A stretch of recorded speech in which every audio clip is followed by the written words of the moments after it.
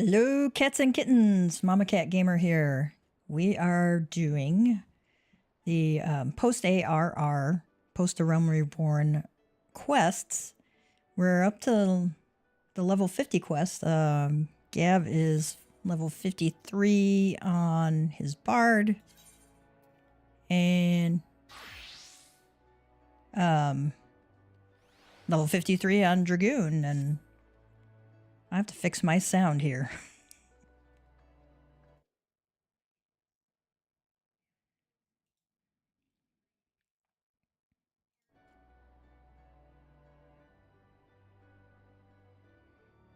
And welcome, folks. How are you? Hope everything is going great for you this beautiful Sunday morning. It's going to be gorgeous out today. I'm thinking I'm going to get into my garden this afternoon. I still have a garden, despite the frost. It was very late this year, so I was actually able to finally harvest some tomatoes after a terrible tomato year.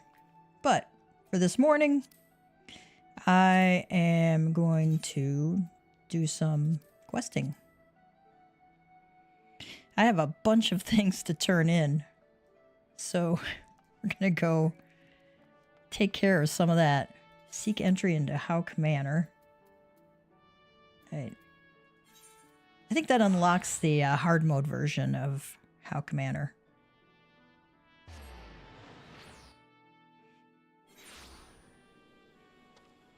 And we finally have flying. Oh my gosh, thank God.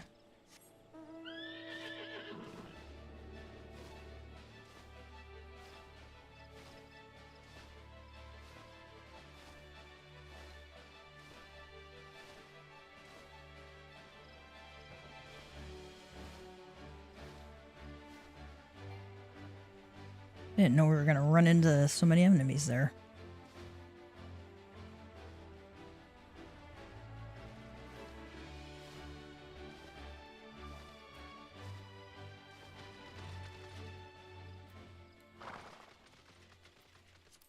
All right, and for this one, when you're doing let's see, Maniac Manor, you don't click on the entrance here because that's for the duty. You click on this sparkly stuff here on the door. I forgot to eat my eggs. Oh, I don't get any rewards for it anyway, other than some gil.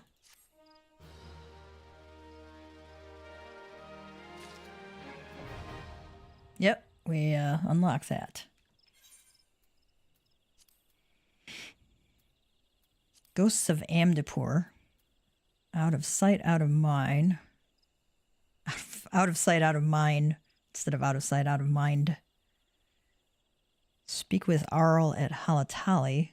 I picked up a whole bunch of these blue quests right after finishing ARR. There's like a ton of them inside Rising Stones in Mordona. And they unlock various dungeons. Ifrit bleeds, we can kill it. Fear and Odin. Bad Bladder. Speak with Gulthrit at Etat's Spire. Well, let's go do that since we're in the area.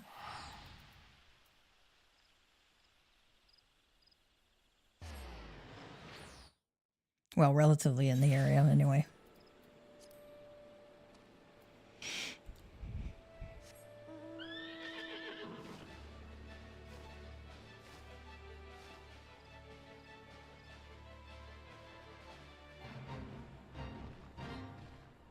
I can't see Jack flying through these trees. Sometimes you can't fly higher than them either. You gotta just go through them. Oh, there we go. There's Gulthrit. Oh, Guathrit. Oh, since they do the kind of French thing in Elysin, it's Guithrit. Lieutenant Scarlet sent you, you say. Praise Nafika. Though I believe the worst of the danger is past, what few soldiers I command are both wounded and weary. 'Twas a well-placed shaft that was our salvation. A private's arrow managed to punch a hole clear through the balloon's air bladders, forcing the Ixali vessel to flounder down into the trees. Ha! You could hear the squawking from here. I must admit, however, to feeling a moment of dread at the thought of the war balloon slipping past and drifting over the city walls. Thank the gods and a certain private that such a fate did not come to pass. Nevertheless, we are in no shape to repel the Ixal should they prove able to press the attack. Pray head north into Peace Garden and see what has become of their downed craft.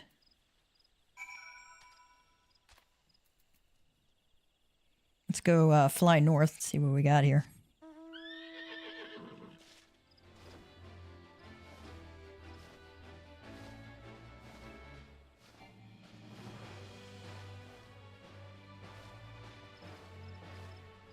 Oh, I see. Oh.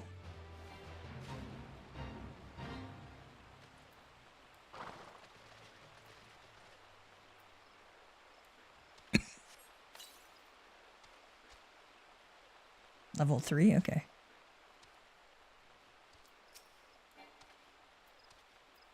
Oh. He's on my,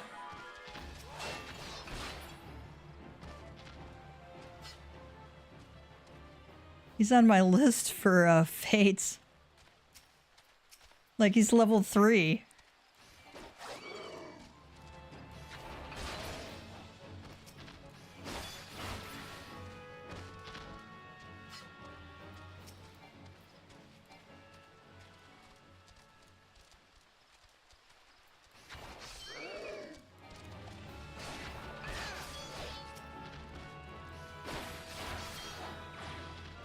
Nice.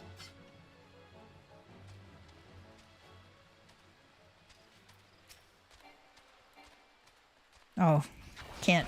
I was trying to hit him with a ranged skill.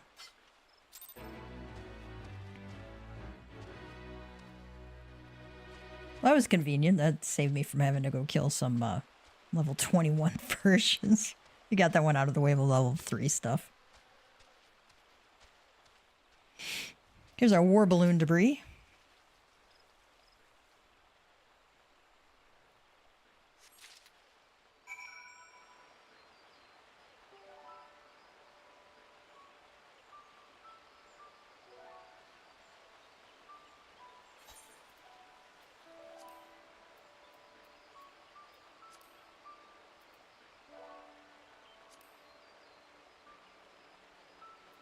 All right, so...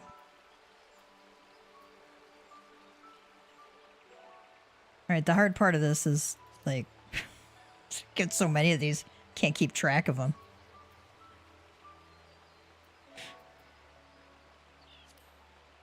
Show the war balloon debris to Guithri.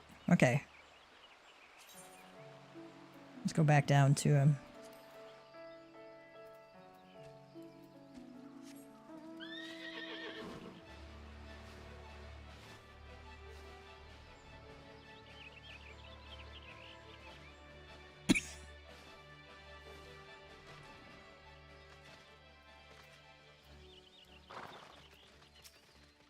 Did you find the downed balloon? Was the vessel yet sound? War balloon debris. A gnarled slab of wreckage retrieved from a grounded Ixali war balloon. I'm not sure if this came from the Birdman's craft or is part of another contraption entirely. There can, however, be no doubt that it is of Ixali design. War balloons such as the one you saw were invented by the Ixal to assert their dominance over the skies. These vessels allow them to avoid our ground-based patrols and infiltrate the Twelveswood with impunity. And the Beastmen use them not only for acts of war, but also to haul away the trees felled by their ever-expanding logging operations. 'Twas to combat this unwelcome and destructive presence that we built guard towers throughout the forest, though I imagine the Ixal were quite displeased to find our borders thus reinforced. In fact, the primary purpose of this day's attack may well have been the destruction of Etat's spire itself. I'm torn, Gav. We must not weaken our defenses here, but I would be certain our enemy does not lurk nearby, awaiting an opportunity for sabotage. I would ask you to once more visit the crash site and search the surrounding area for signs of our foes. I pray that my concerns are not more than the ancient workings of a tired mind. Alright, let's go back and go see what we can find.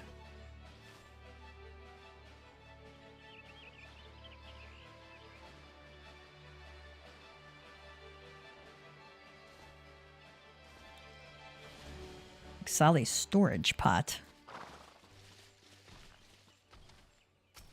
Oh, we might be unlocking the beast tribes here too. Or the allied society now, I think. I keep calling them beast tribes.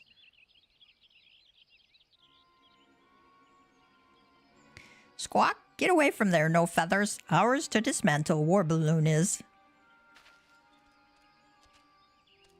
Touch what is ours, you must not. Rights of salvage, yes, rights of salvage. Enough, so much screeching and cawing when threatened nothing, featherless one has. Squawk, Chief Totolock. Hold part we sought, no feathers does. Search through wreckage for nothing we did. Weak belling fledging.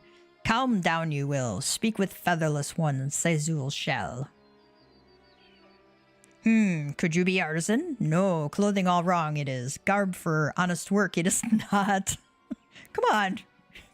He's in ceramic attire. I mean, how much more honest can you get? Squawk. Raise your weapon not. Ixal we are, but not same kind that attack your tower. Balloon part you took. Value to you is little, yes? Have it from you we would.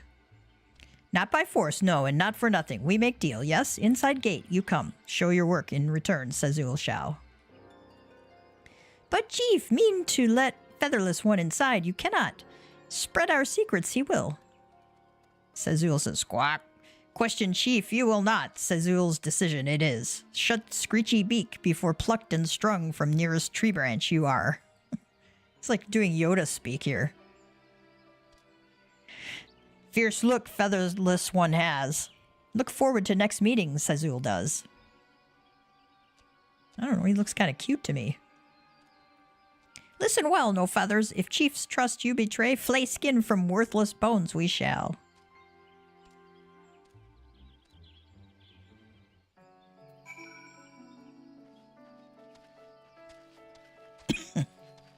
Excuse me.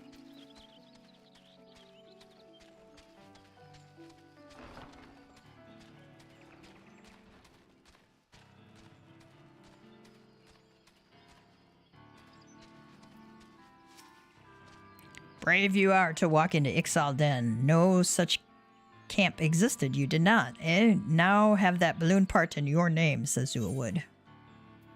Alright. I'm gonna hand over the debris. Yes, yes, Squawk. Search long for this we have. Thank you, Tia.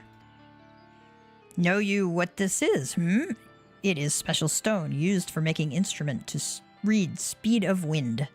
Only found in Zelphatol. Very rare. Even clever Sezul cannot build such instruments without it. Squawk? Seem confused you do. You wonder why Sezul not go to Zelphatol and fetch stone himself, yes? Tell you why, Sezul will. We are not like Ixal of Nautilon and other places. No fighting with forest people. Outcast we are. Call ourselves Icatl 9. Impressive, yes? Had nicer sound than Icatl 20 or so.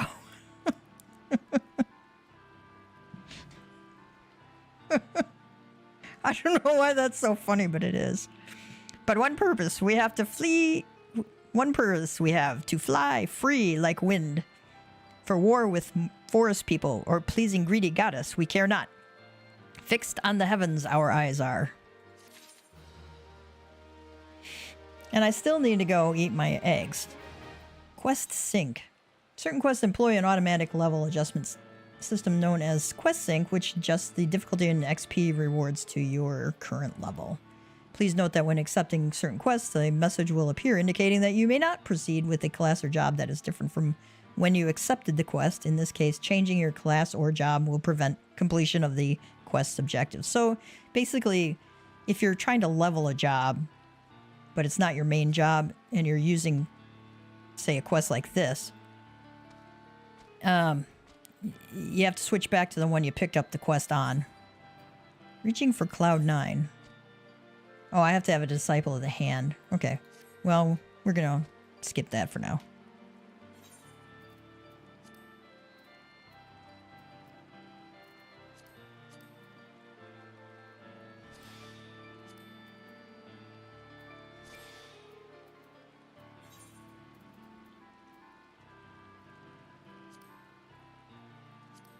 Halatali and Copperbell mines are in Thanalan. Ghost of Amateur Keep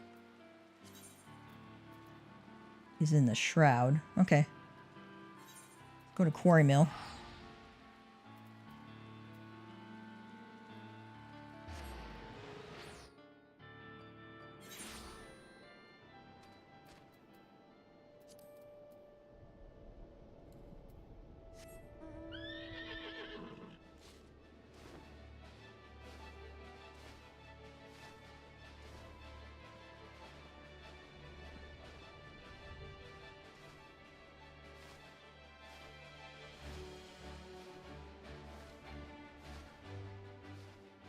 There we go. Ooh. These little icons mean I have, gosh, what's it? They are in my mark bills. So we may as well kill them while we're here.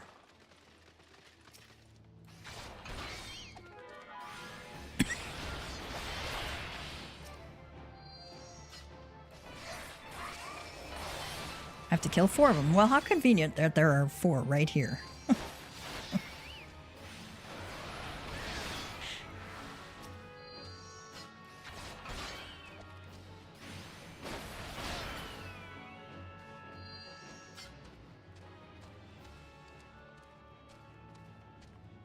I'll pick up hunt marks or hunt bills or whatever.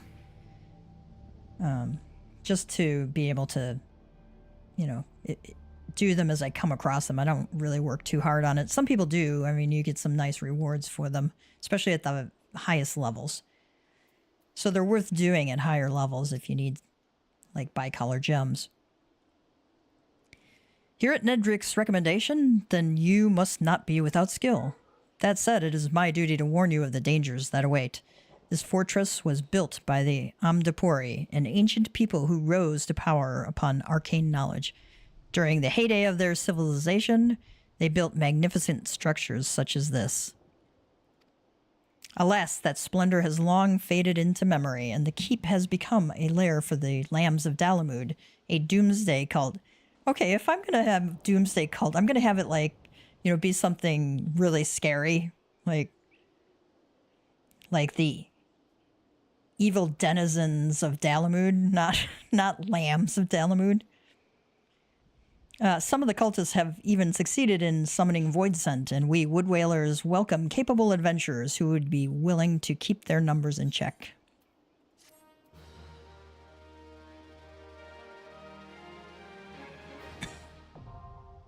Oh, okay.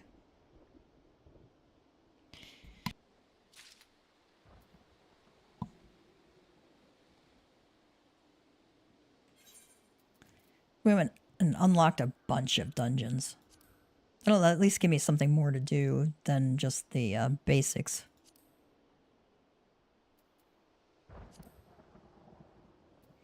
Alright, we gotta go with the Waking Sands is in Thanalan, so well, let's use the Vesper Bay tickets to go to Thanalan.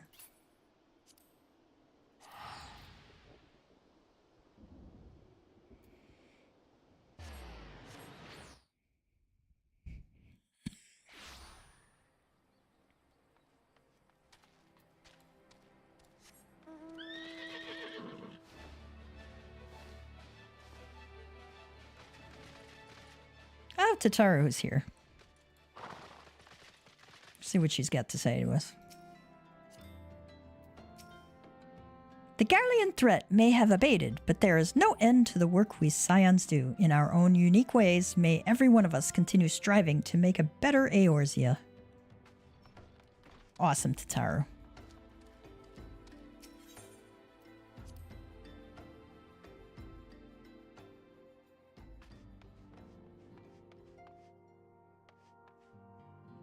Actually, I think I want to do this on Bard. I do most of my dungeons on a melee DPS, just because I like melee DPS. Wonder if these guys have anything new to say from last time.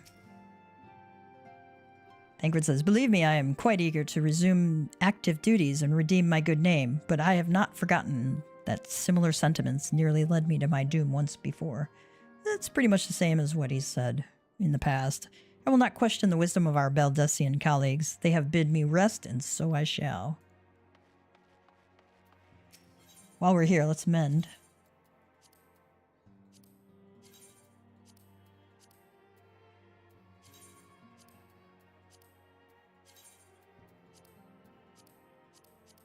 Ooh. Used to be you had to like click these and go down. Like that. Now you can just hit this little arrow button here. Which is like, I was so glad they put that feature in. It sounds like a dumb thing, but it's a nice quality of life. Nice quality of life improvement.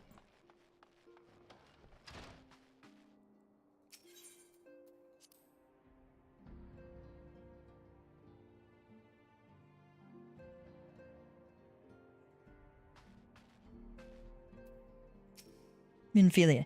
It is good to see you hail and let me try that again. It is good to see you hale and healthy, Gav. I received word from Ida and Papalimo that you had felled good King Mogulmog the 12th. May he rest in peace. But I had hoped to hear your version of the tale. So she listens to him. So, it was as they said, summoned with the same methods used by the beast tribes and taught by the Asians. Though unfortunate, this incident did at least serve to remind the Elder Seedseer of our usefulness. Her offer of additional support could not have come at a better time. My thanks, Gav.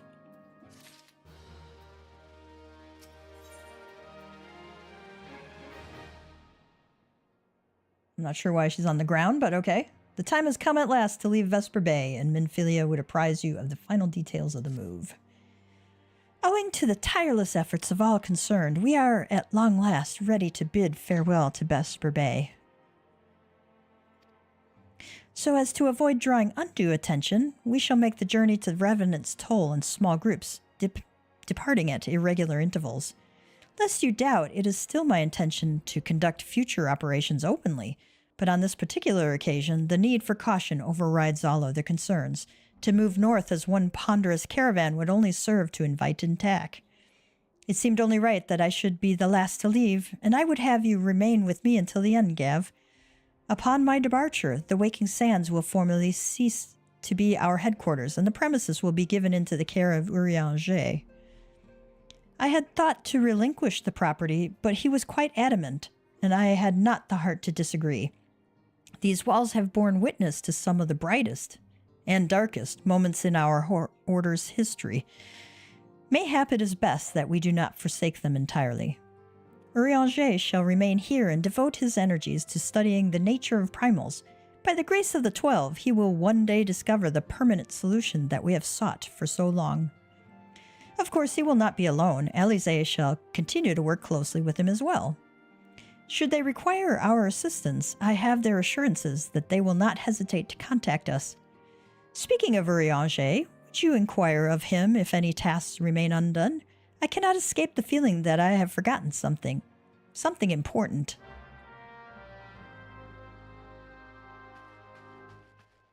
You know, they introduce Alize fairly early into ARR, and then they, like, do nothing with her for the rest of the entire ARR game. Seeing if there's anybody else to talk to.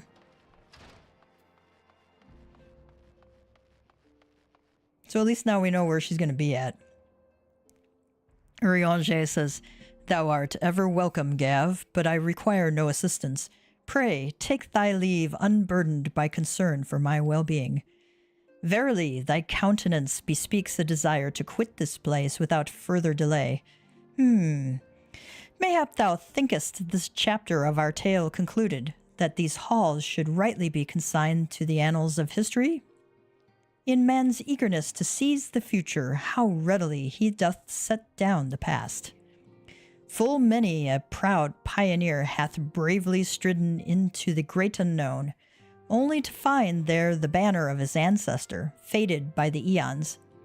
And still man glorieth in his discoveries. 'Tis through his pride that wisdom doth ever give way to ignorance, while they who lurk in shadow remain hidden, lost no sooner than they are found.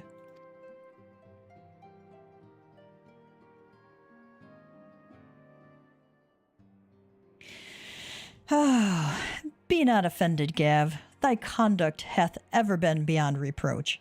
Despite thy surpassing strength and all thy many victories, thou hast never been so convinced of thine own greatness as to imagine thyself above the failings of thy forebears.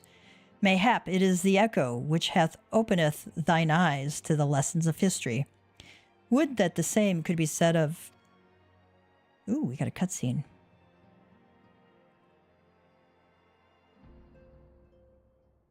Ah! Minfili cries out. Whence came that cry? The solar! 12 forfend the antecedent! He looks concerned, and then suddenly not concerned.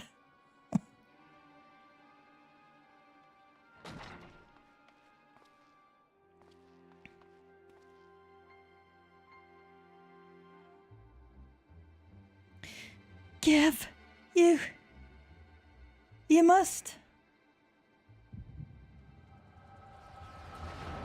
It's a fine time to have an echo hit you.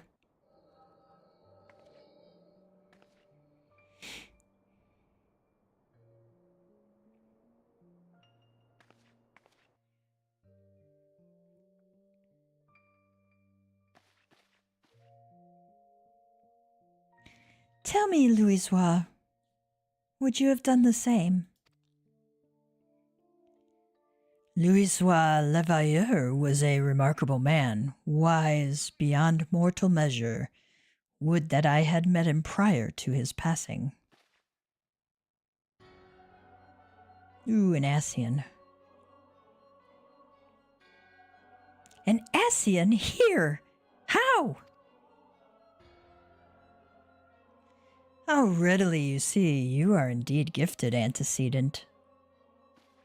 But you are not like the others, your robes. Gifted, but ignorant. Yet I shall not judge you harshly. The fault lies with your forebears. It has been millennia. Mine are the robes of an emissary. Unlike he who came before, I have no quarrel with you. Yeah, right? He who? You speak of La Habrea? La Habrea is a warrior. He fought. He fell. He may yet learn from his mistakes. Then he is still... Come, I only confirm that which you already knew. There is no cessation, no oblivion, only expulsion. What are...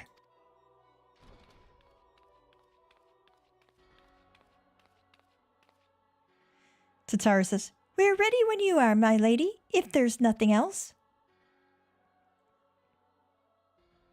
Is something the matter? I feel the same way. After everything that's happened here, it feels strange to leave, but I'm sure we'll get used to Revenant's toll. Well, I'll let you say your goodbyes. Take as long as you like, my lady. We shall depart whenever you're ready.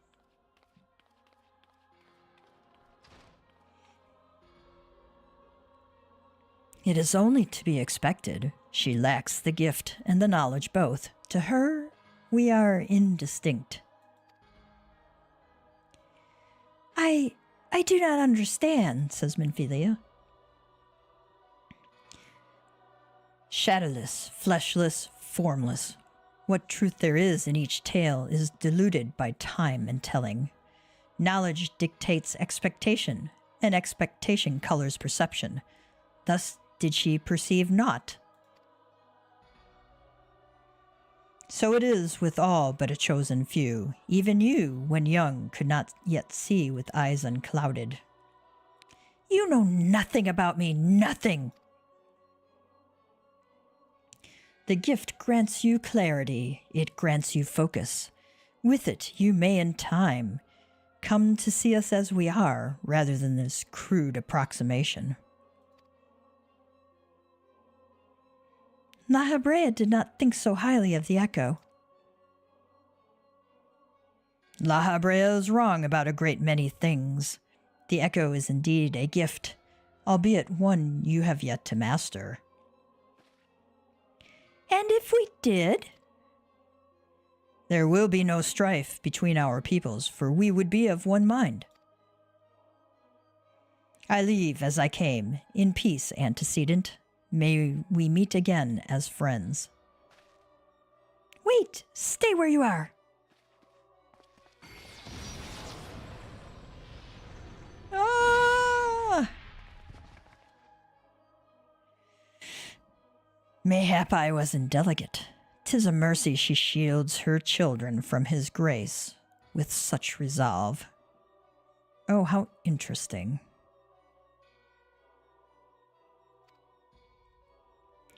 Was it also by her hand that you survived the ardor, I wonder?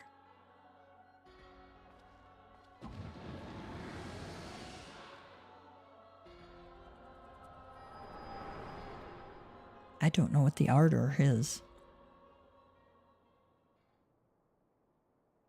Oh.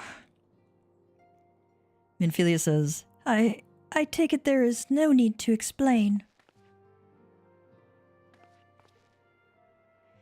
Save your concern, he did me no lasting harm. Whatever his intention was, it was not to kill.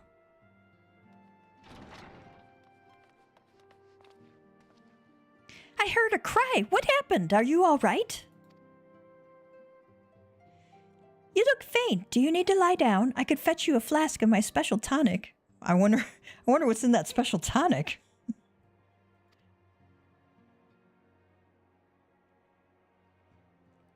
Urianger, send word to the students of Baldessian. Tell them to scour the archives, the forbidden tomes in particular. If there is any reference to an Ascian robed in white, however oblique, I would know of it. Urianger says, An Ascian, my lady? Was that what gave you cause to cry out? I did but moments ago glimpse a figure clad in white set forth from the waking sands. Yet Ascians are wont to employ teleportation magics. Why would one be so brazen? I know not and care not. Find him, Gav. Turn every stone in Vesper Bay if you have to. Urianger says, Pray, attend me, Tataru.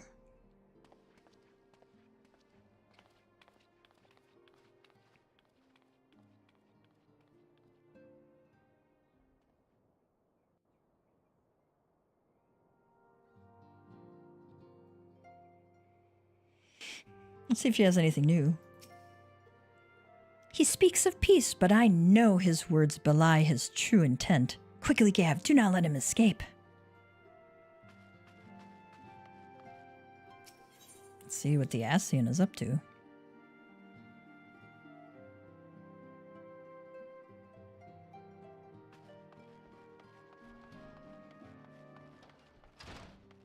See if Urianger has anything new to say. Oh, he has a new blue quest for us.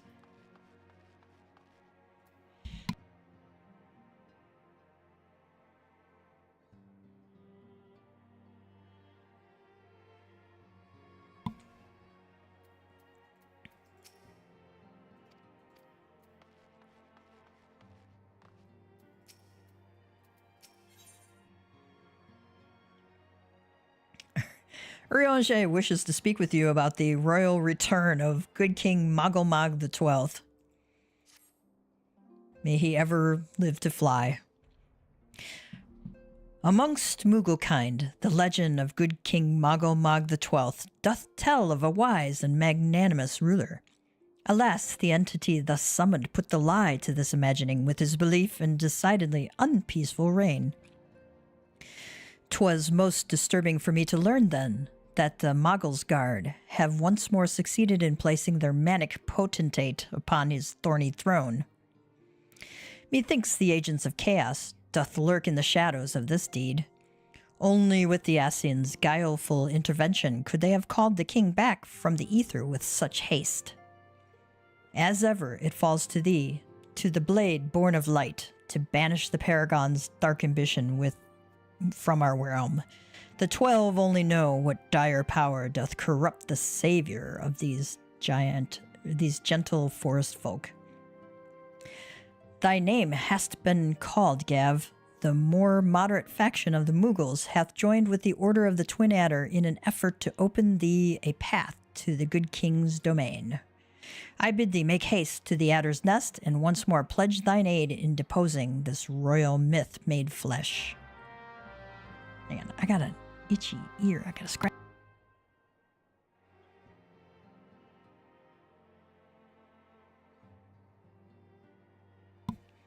Kind of like a cat scratching her ear.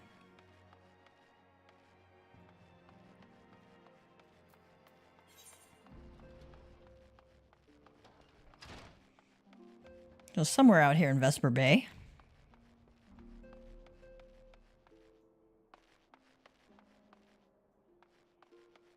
Am I going the wrong direction? Yeah, I was going the wrong direction. It's having a moron moment.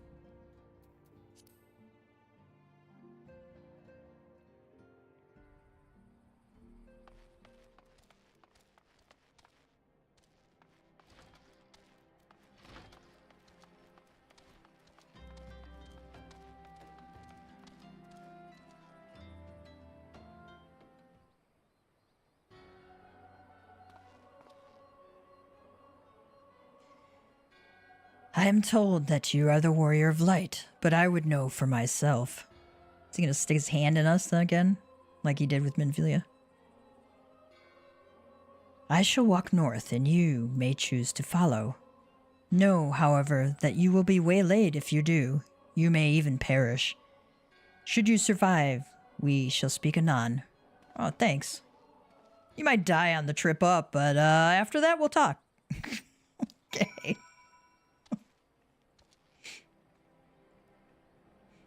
Alright, I got my trusty chocobo. I got my food buff on. Hang on.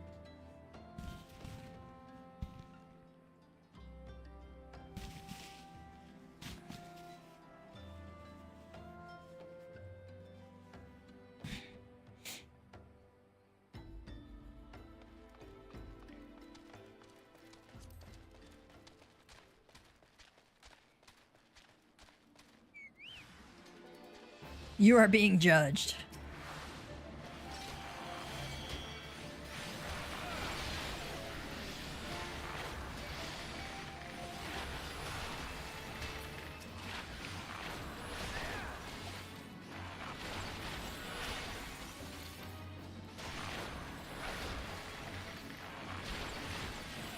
I'll let Cardinal take the other one out. I dotted him up for him.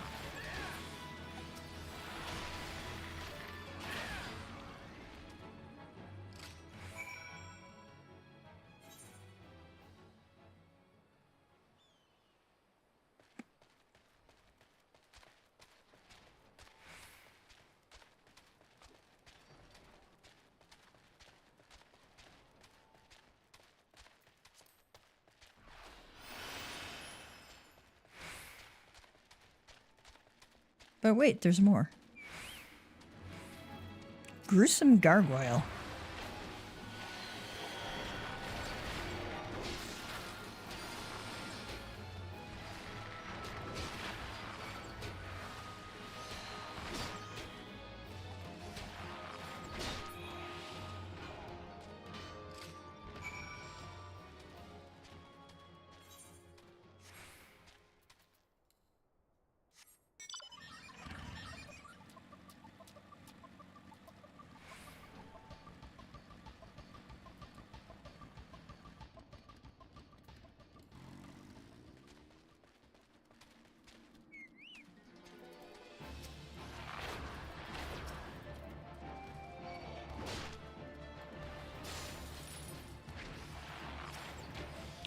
I didn't mean to hit that guy. I had him stunned.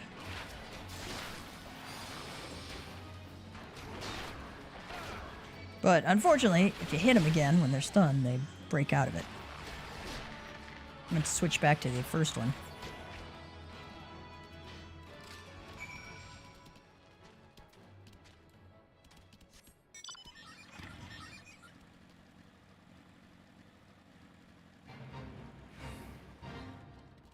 Daddy long legs.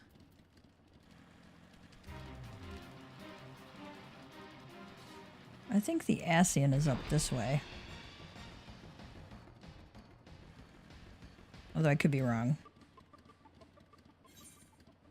Nope, he's down below. Oh, there he is.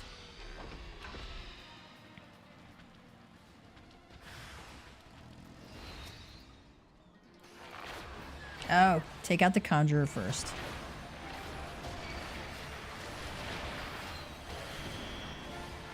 That way he can't heal anybody.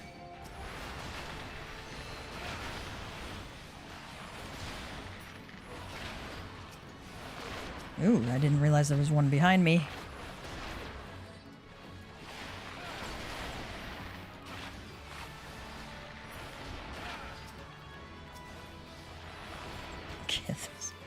Those toad tongues are just kind of freaky.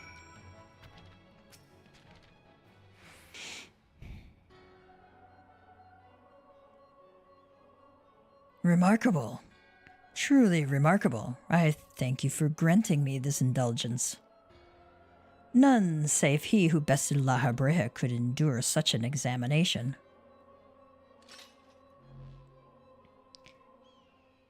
Have the laws of man grown so twisted in my absence that it is now permitted to lay hands upon an emissary? You bore witness to my audience with the antecedent, did you not? Then you know I acted only in self-defense. Bullshit! I realize the same cannot be said of La Habrea. Even amongst his brethren, he is considered unique. Nevertheless, I cannot wholly condemn his misdeeds, for through them we discovered you, one so strong in the gift that he could cast us out. Your mother favors you still, that much is plain, but surely you must feel it? Her influence wanes, and her strength shall soon be spent. These lands, these people, this world, all shall soon change. As it was, so shall it be again, as it should always have been. Doubt my claims and question my motives, if you will. Only believe me when I say this.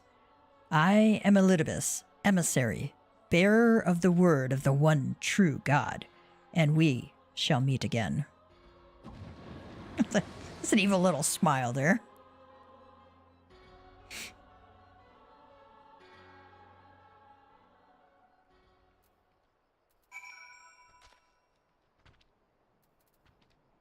All right, back to Minfilia.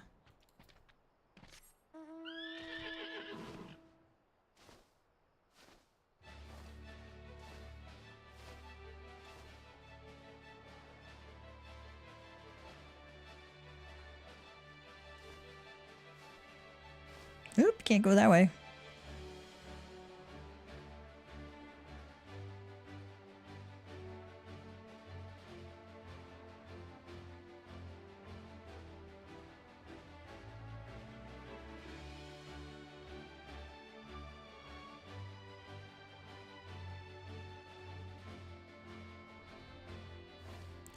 I didn't realize you could see Ul'dah so clearly from here. That's pretty cool.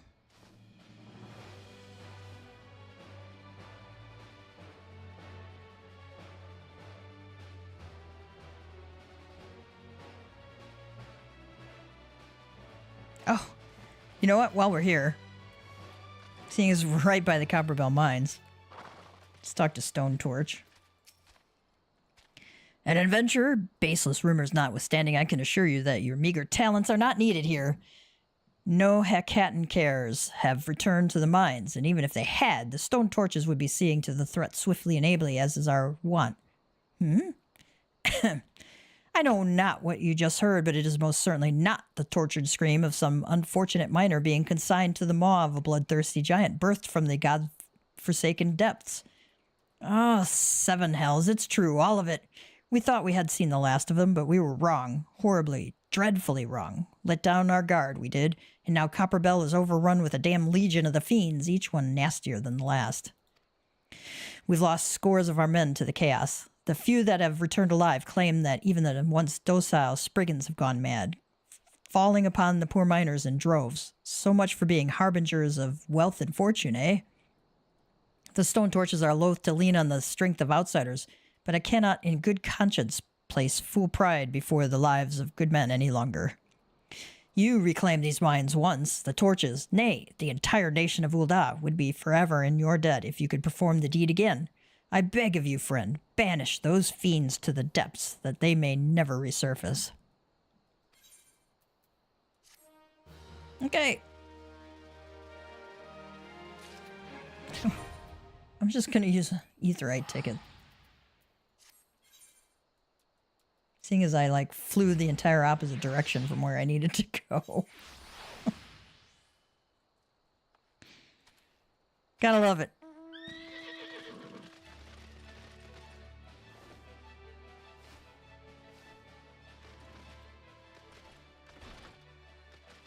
Ah! Tried to walk. Does Tataru have anything new to say? Where were you, Gav? Did you find the man in white? Oh, what am I doing? The antecedent is waiting for you.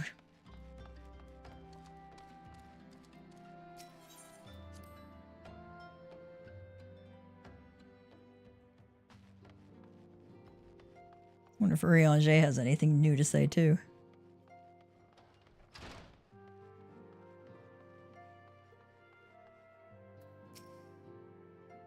By the 12's good grace, thou hast returned. The antecedent waiteth for thee. Hie thee to her side without further delay. That's, real people speak for, hey, she's waiting for you, go see her.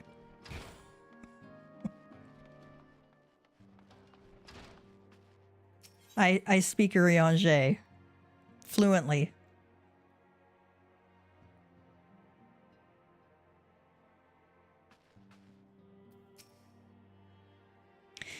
Thank the gods you've returned, Gav. After you left, I began to worry that I might have sent you to your doom. I take it our visitor proved elusive. Beg pardon? He was waiting for you? What did you do? What did he say? As it was, so shall it be again? Of when does he speak, and of what exactly? The words of this Elidibus portend much, but reveal nothing, save, perhaps, a measure of disdain for La Habrea. Oh, I had hoped for answers, but it seems I shall have to be content with a wealth of additional questions. Yeah, pretty void scent blood.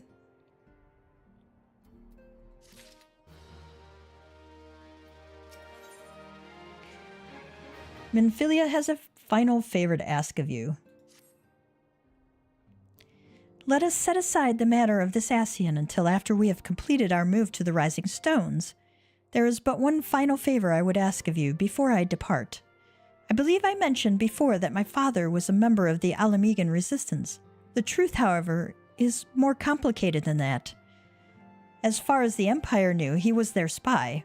He maintained the deception for nigh on half a decade, furnishing the Resistance with vital Imperial secrets while feeding his paymasters subtly conceived misinformation. When he died some 15 years ago, my father left behind his journal, which I have closely guarded ever since.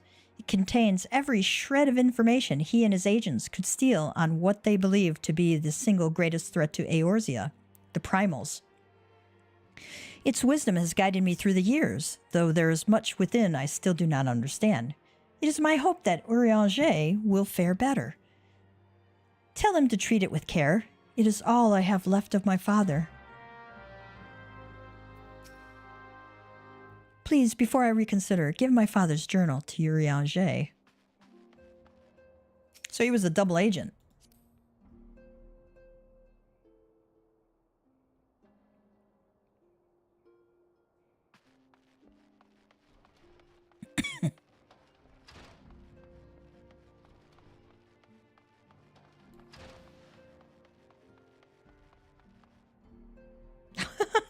I'm floating in air here. Let's keep it up. I thought thee departed. To what end dost thou linger? So that's real people speak for why are you still here? Warburton's journal.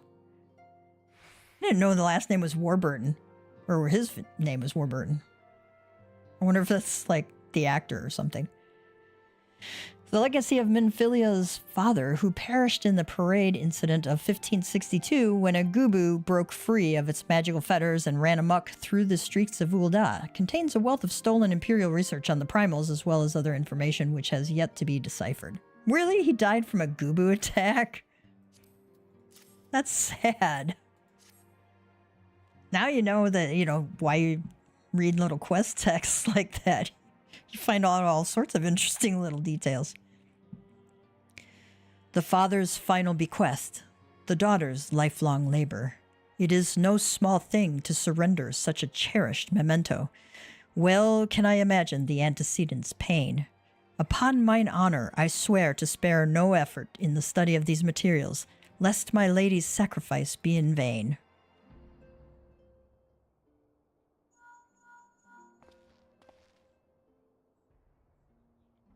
Gav, this is Minfilia. Okay. She's calling us from literally the next room over. I don't know why she couldn't come talk to us. Gav, this is Minfilia. Forgive me, but I could wait no longer. I have departed for the Rising Stones. Like, you couldn't come in and say goodbye before you left to give us this message. If you have yet to... Once you have given the journal to Urianger, I bid you come to the 7th heaven in Revenant's Toll. Tataru will be there to show you inside our new headquarters. Assuming you have already attuned to it, you may wish to make use of our new aetherite in Revenant's Toll. After all, it is right on our doorstep. I did that a long time ago when I unlocked Orm Vale. Thou hast been summoned to the Rising Stones, yes? Then keep not thy fellows waiting. That's Urianger speak for, hey dude, they're waiting for you, get over there. Right.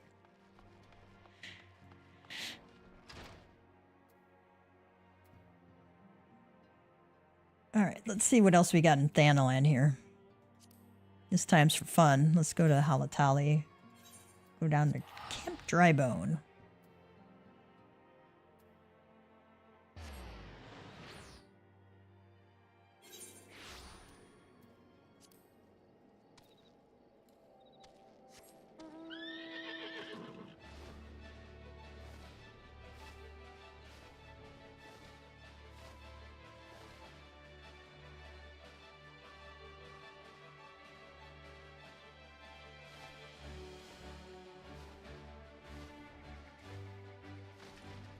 I like how they, put little details on top of things you're never going to walk on unless you are hopping off a mount, It's just really nice attention to detail. Arl says, welcome to Halatali, where heroes are made. I am Arl, and any friend of Huguebert is warmly regarded acquaintance of mine. Didn't mention he used to tread the sands, did he? Been trying to get that smooth-talking son of a Hydra to take up the gladiator trade again, but gets easily distracted, Huguebert does. Now, I'll wager he didn't put 2 and 2 together when he heard your name. You're the lad Fafajani over there was talking about, aren't you? Ha! I knew it. The liberator of Halatali himself. Thanks to you, we've made it nice and deadly in there again. That makes me feel better. Gotta restore the Coliseum games to what they were. It's no lap of luxury, I warn you. Place could use some more freshening up, and there are some lurking crawlies that need a good killing, but the brass blades are on that detail. So, what do you say? Care to experience the new and improved training grounds? We'd be honored to have the Liberator of Halatali return as a challenger. I think that's really cool that they took what was a dungeon originally. You've cleaned it out, and now they've turned it into, a Coliseum kind of thing. Instead of having you just kind of go repeat killing. Oh, the enemies are back. Let's go kill them again. All right, I think we've... Speak with Rambros. that one I am going to do in a little bit. We're going to check in at Revenant's Toll first. This Legacy of Allag unlocks the Alliance raids. Or starts unlocking the 3 Alliance raids for ARR.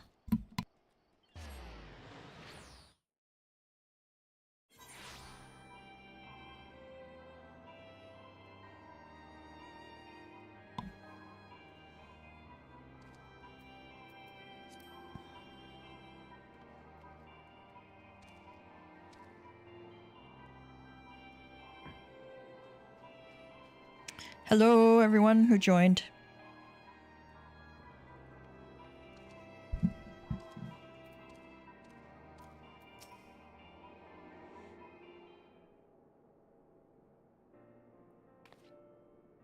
Oh, Gav, you're here. Good, good. We were all wondering when you'd show up. Slaffborn, as I was just telling your restive receptionist here, I'm pleased to inform you that all the documents have been prepared and all signatures signed. The Rising Stones is officially yours. Hopefully they didn't have to go through as much paperwork as you do when you buy a house. Oh my god. Splendid! From this day forward, I will spare no effort in seeing that it is as welcoming and comfortable a home for us as the Waking Sands ever was. That said, this is all somewhat intimidating, is it not?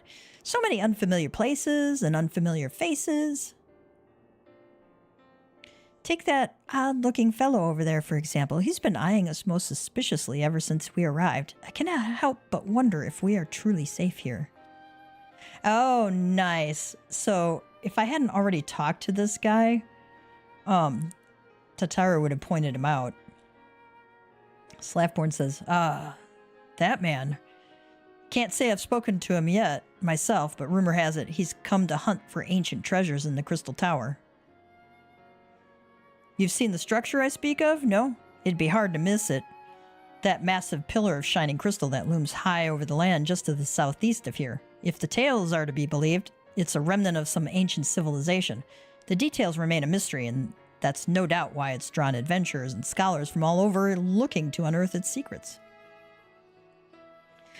That man over there is no exception, and if my instincts are true, he knows more than most. If you're curious about that tower yourself, you could do worse than to speak to him and see what he knows. Why, if I weren't otherwise occupied with my duties here, I'd have half a mind to join you. I mean, just look at it. I can scarce begin to imagine what wonders lie inside. That's a hint. Go check out the Crystal Tower. Got good stuff in it. Why, that's wonderful to hear. Rest assured that this receptionist will work just as hard to see that our efforts do not skip a beat despite the relocation. And with that, Gav, I do believe it's time you officially announced your presence to everyone inside. The antecedent and the others will surely be overjoyed to see you.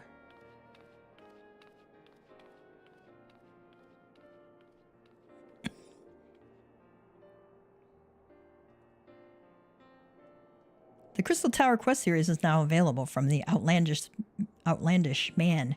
In order to progress in the main scenario, you must first complete certain quests in the Crystal Tower series. While you are granted a respite from your duties as a Scion, use your time to probe the depths of the Crystal Tower and see what ancient secrets may be gleaned. You actually absolutely have to have it done to, I think, go into Shadowbringers. Let's see if he has anything new to say, because I already picked up his quest earlier. It is St. Koinak's find to which you must travel. Seek out the man known as Rambros and learn what treasures and dangers await you.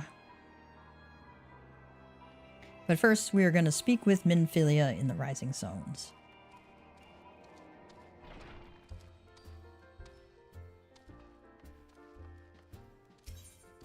For keepsake?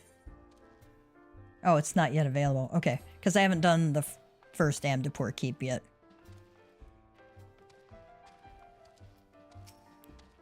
Welcome to our new home, the Rising Stones. Isn't it lovely? But why are you standing out here? But why are you standing around here talking to me? Everybody is waiting for you inside. Enter the Rising Stones, yes.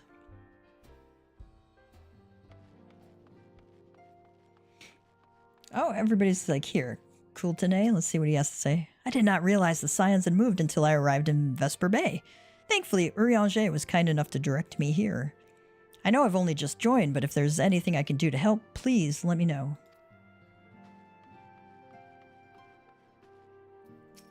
Y'shtola says, as you can see, our Sharlayan allies have furnished us with a wealth of new tomes. 'Twould be prudent for you to broaden your knowledge as well. Oh, can't go in there. Thancred. As ravishing as ever, perhaps for old times she... Let me start that again.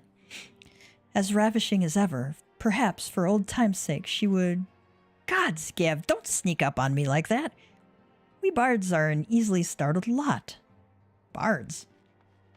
Thought he was a ninja. Oh, the horror. The horror. Hoary Boulder? Ida, I love the smell of victory in the morning. It smells like sweat. No. Moon toy sauce. No. Victory. Yeah, victory. That's from a movie quote, Vietnam War movie, where a sergeant is watching something get firebombed and says, I love the smell of napalm in the morning. Pepalimo. So here we are, completely independent and unquestionably neutral, or at least more so than before. Truth be told, I cannot say it feels that different. Of course, Ida begs to differ.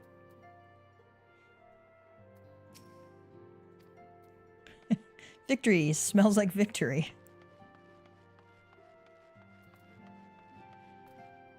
Flamine. Oh, you wish to help? That's very kind of you, but I can manage on my own. Besides, you should be out having grand adventures, not withering away here with me. Elfino. Is it not wonderful, Gav? Nary a single presumptuous merchant has darkened our door. I know full well they will come in time, but for now let us enjoy the respite. Enter the solar.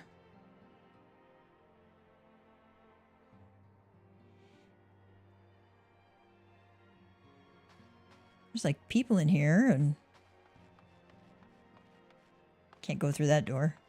It's kind of fun to see what all the details are. And of course, Louisoire's cane there.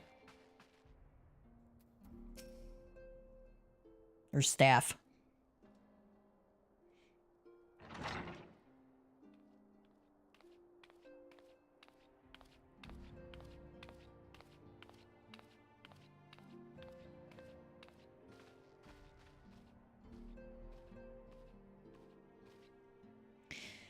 Well, it is certainly spacious.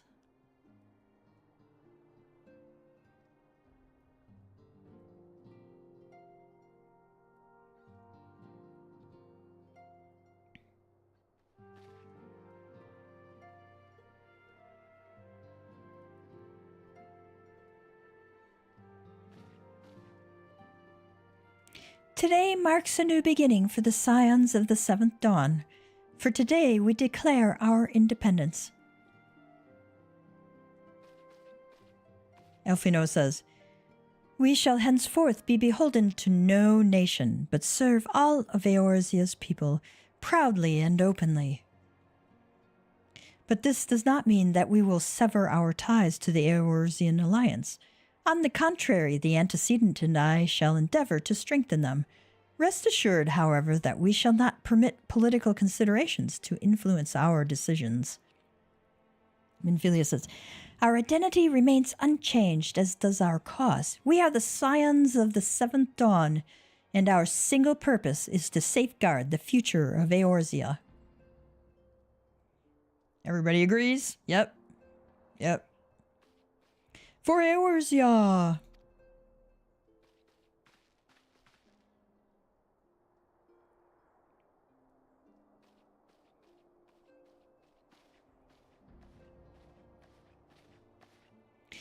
A moment of your time, Gav.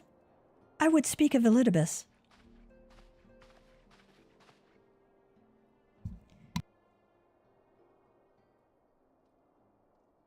I require something to drink before I take on more Urianger speak.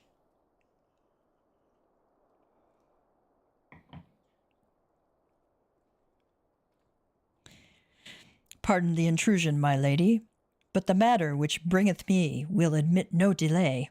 Mine every attempt to contact the students of Baldessian hath been met with silence. No one will respond. How odd. Allow me to try. So Urianger says, hey, let me interrupt to say I can't get a hold of the students here. That's not their usual.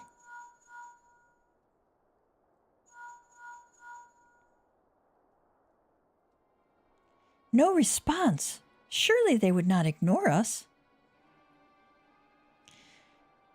Urianger says, they have never met, my lady. Sorry, let me try that again. They have never yet, my lady. I fear we must assume the worst.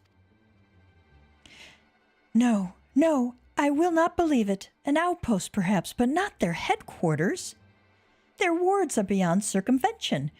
Had they come under attack, they would most certainly have raised the alarm. None could penetrate their sanctum unnoticed.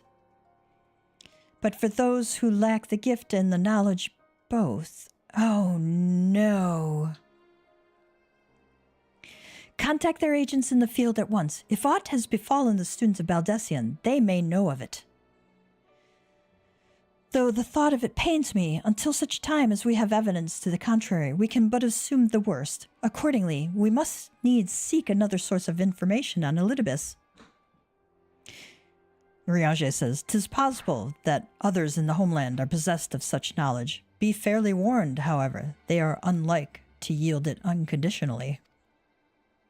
Yeah. Okay, there are other people who have the information, but it comes with a price. Minfilia says, do what you must.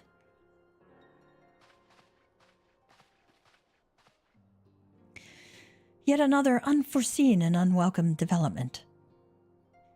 What could be next, I wonder? A visit from a crimson-clad Ascian, perhaps? Or ochre, or puce? Could we not choose more conventional colors like yellow and pink, okay?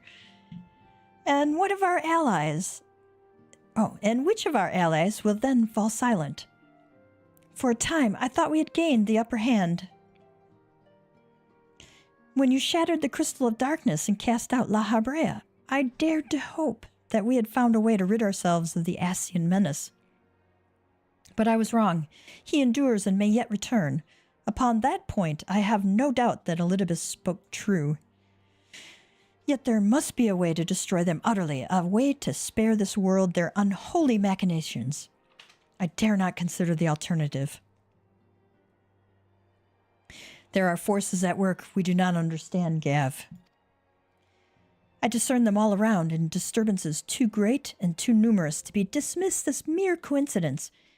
Doubtless the paragons are involved, but how and to what end is far from clear. I know not what will come, but I do know that we will rise and meet it as one. Ah, my stalwart hero, your face is a picture of resolve. I know that you will be ready when the time comes. With luck, however, that will not be for a while yet. Pray return to your private affairs with my blessing. Should anything arise, you will be informed.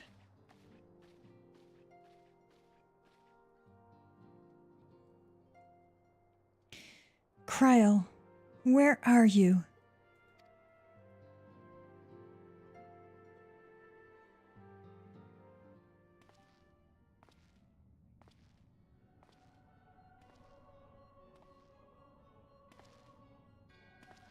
Nabrialis says, your intervention was not foretold.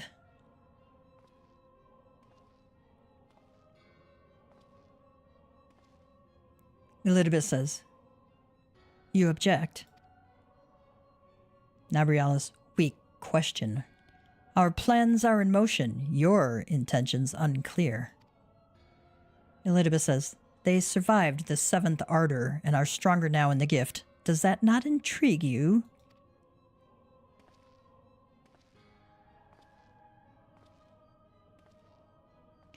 No, it does not.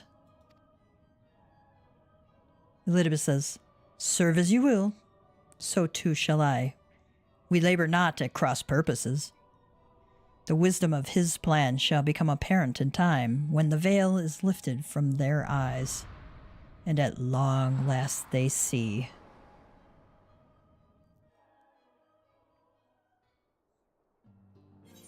So yeah, we're still bad guys. We're just a little more sneaky about it with Elidibus. All right.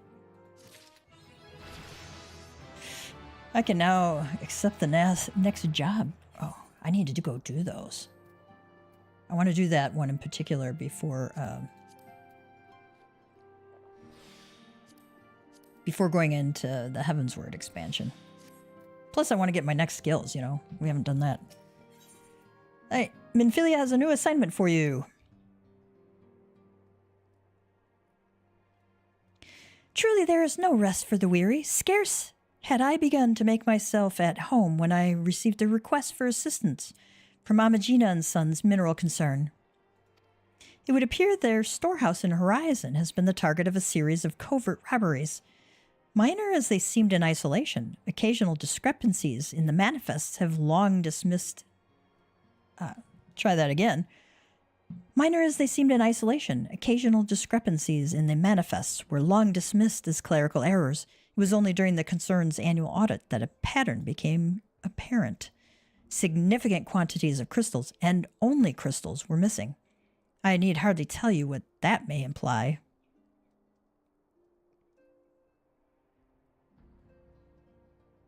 The brass blades charged with investigating the thefts believe that someone within the concern is selling the crystals for profit. Alas, they have as yet been unable to identify a likely suspect, and the concern's proprietors have grown frustrated by their lack of progress. Needless to say, I would not have agreed to intervene had the stolen goods been of merely monetary value. If there is even a possibility that the thief acts not out of self-interest but in service to a primal, we can ill afford to wait for the blades to realize their mistake. Pray depart for Horizon at your earliest convenience. Rendezvous with Y'shtola when you arrive. She and Thancred have already begun a preliminary investigation. I have every confidence that the three of you will get to the bottom of these thefts. I only hope our fears prove unfounded when you do.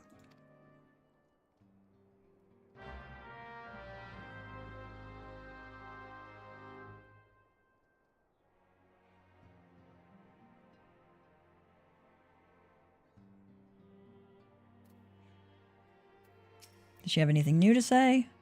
When you arrive in Horizon, be sure to speak with Y'shtola. She will inform you as to the latest developments. For my part, I shall continue to speak with the concern's representatives. They may have additional information which could be of use.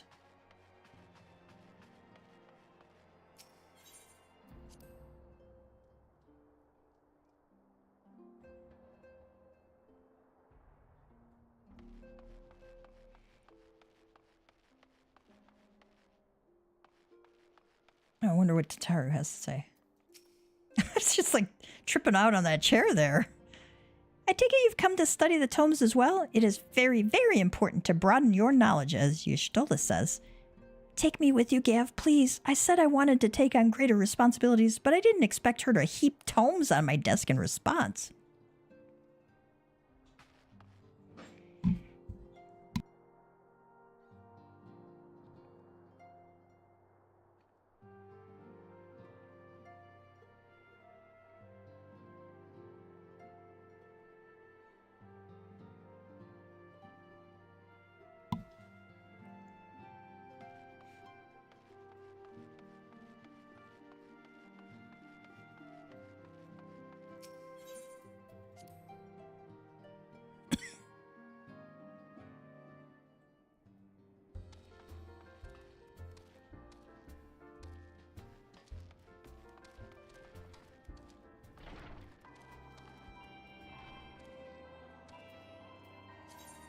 Requiem for the Fallen.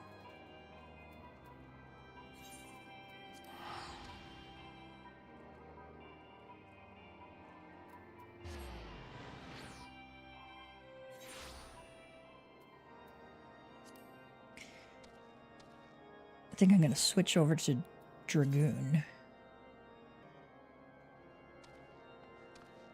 Right, both of these are in Central Kurthis Islands.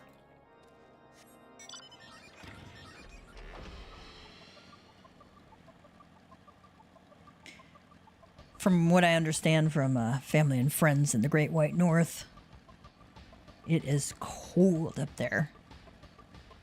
I heard it's 25 below zero Fahrenheit, which is getting close to 27 below Celsius, I guess. At that point, it doesn't matter. It's too freaking cold.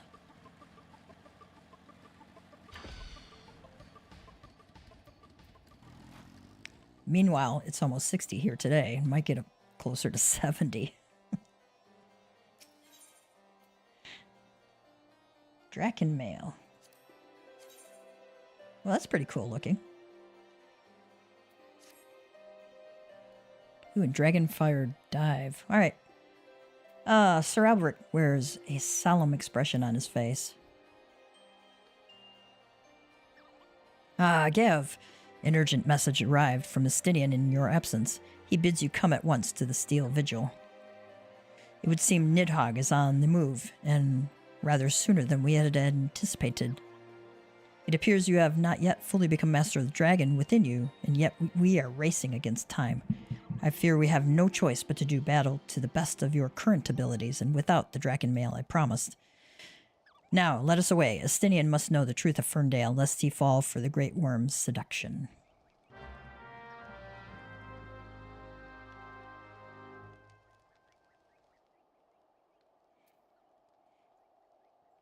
Albert have anything else for us? I am Sir Albert Bale, Knight of Ishgard, in service to the Holy See. All right.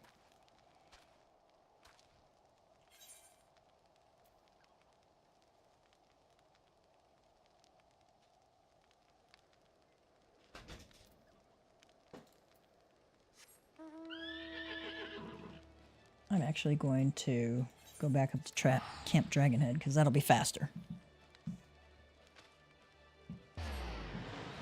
Hey, hi. I just saw your message.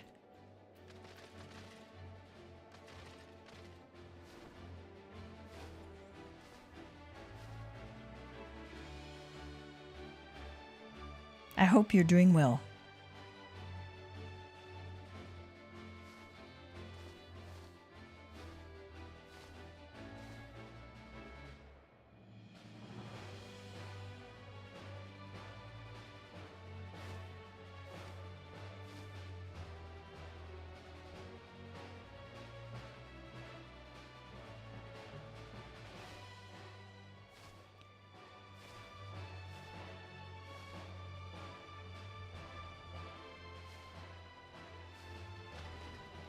Ah.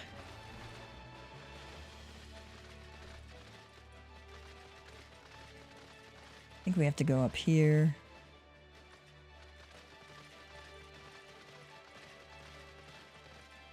Yep, there's Dromalt.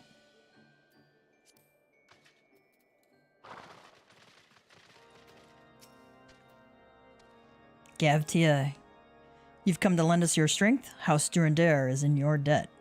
You will rejoin with us to know... Oh. You will rejoice with us to know that the battle for the Stone Vigil has finally begun. The first wave has already breached the outer defenses and entered the keep. As depraved a foe as the Dravanians are, they have a certain cunning. The place teems with unbelievers who gladly embrace death merely to deny us a film of advance. We come to slay dogs and are bled by nits. There are graver matters still. After our first wave stormed the keep, the enemy sealed the breach behind them. The vigil headgate is now a welter of molten iron and stones sharp as a headsman's axe. We can no longer send reinforcements by land. The danger is great, and we must go by air. I shall lead the second wave, and would have you join our strength to your strength to ours. Sir Nathlan awaits you near the Stone Vigil itself. I shall join you as soon as I have seen to the airships.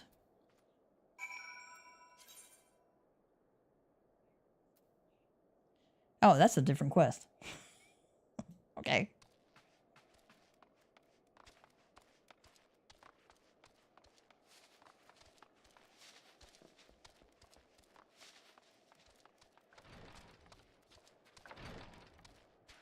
Wonder if I have to do anything else.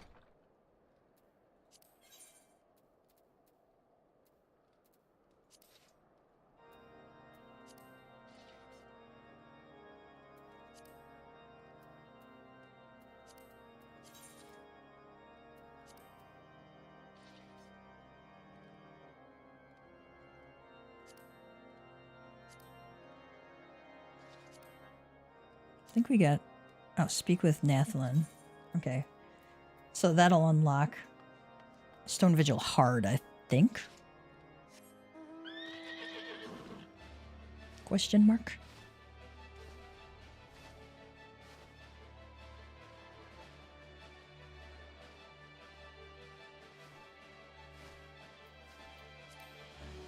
That's a nice effect over there with the clouds, fog in the middle of the valley there. Nice.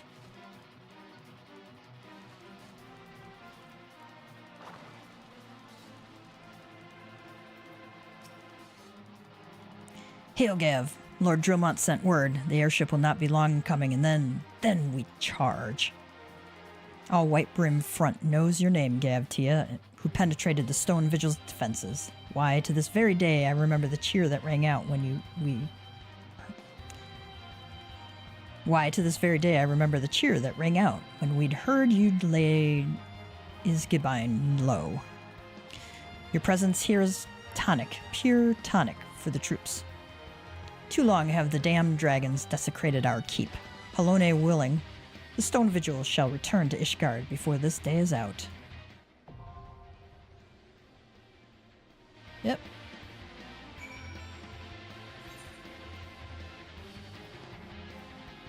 Alright, let's go back to Camp Dragonhead. Alright, one more blue quest. Out of the log there. So I don't have to look at 900 of them.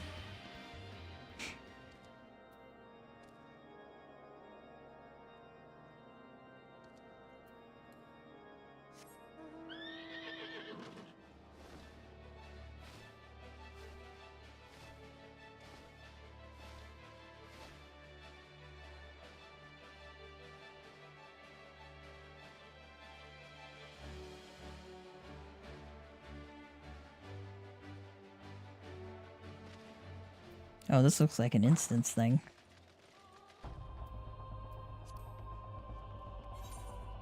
Yep. Duty calls. Commence battle for Into the Dragon's Maw.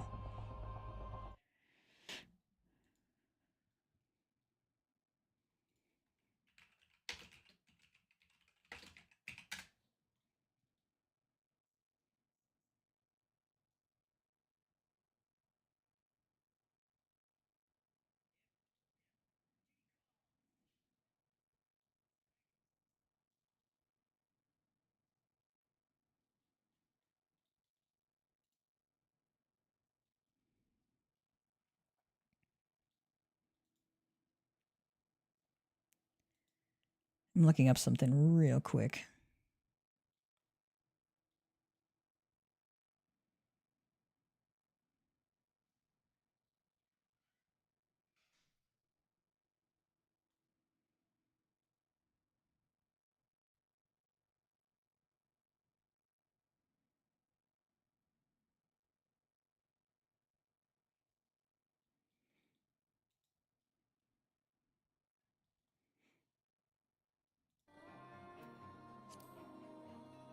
You want to have good gear for this. Alright, it's a level 50 instance.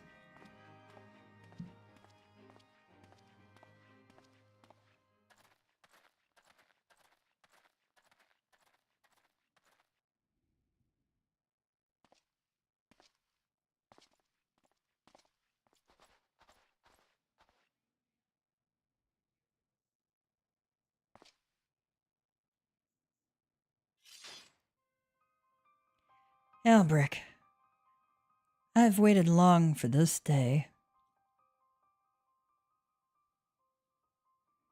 You who fancy yourself an Azure Dragoon, the man whose cause you have taken for your own is a coward. He relinquished the power of the dragon of his own volition and watched as Ferndale burned. Do not think it ironic that I was chosen as your dragoon. I, an orphan who has naught to value to protect in Ishgard. I suppose I must give thanks, for it was the eye that revealed to me the truth, a truth so damning as to undo a lifetime of trust. I loved you as a father, but I can ill forgive you for Ferndale. As I understand it, you've kept even the Archbishop in the dark regarding the missing eye. Do you mean to take your shame to your grave? But I waste my breath. Prepare yourself, old man, for I shall lay to waste all the things you hold dear, and once I'm finished with you, I shall do what no Azure Dragoon has succeeded in doing. I shall claim Nidhogg's head. Calm yourself, Estinian. Your rage renders you vulnerable to the dragon's influence.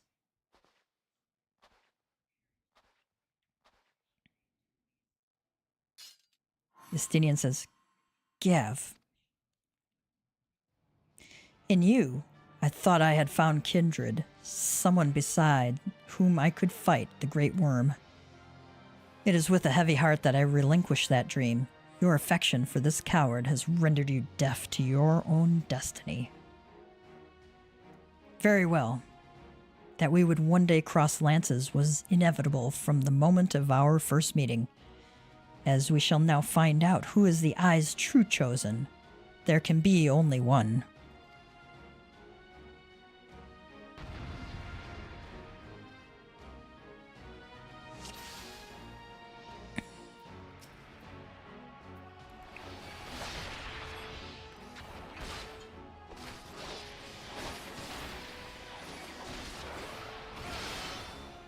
Estinian is consumed by the dragon's curse.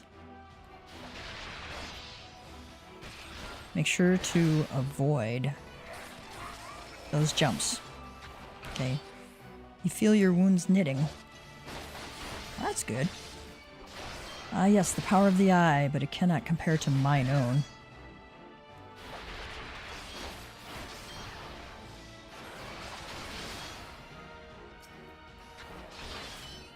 Oh, wow, that died quick.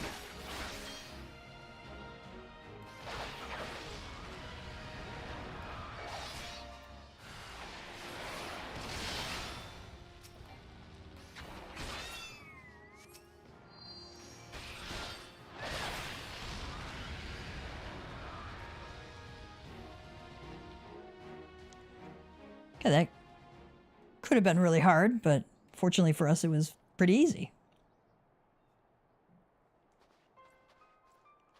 Voice from within. Feeble creature, dost thou desire power?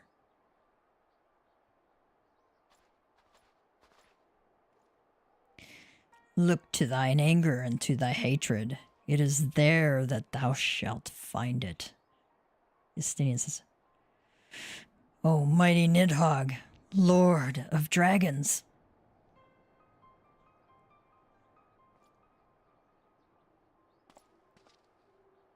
Grant unto me thy blood, that I might be granted the claws and fangs wherewith to rend thine enemies.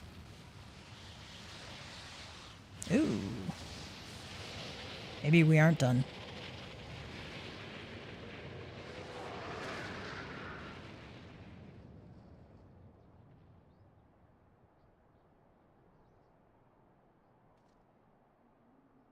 Gav? This is impossible. It cannot be. Oh, that's... Oh, nice.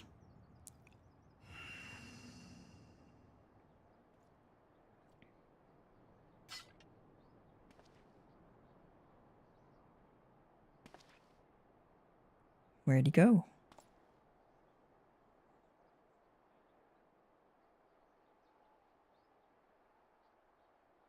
Forgive me, Estinian. I have failed you once again. I'm fine, Gav. Somewhat shaken, but otherwise whole of body. Suffice it to say, I have much to reflect upon. Let us return to the observatorium.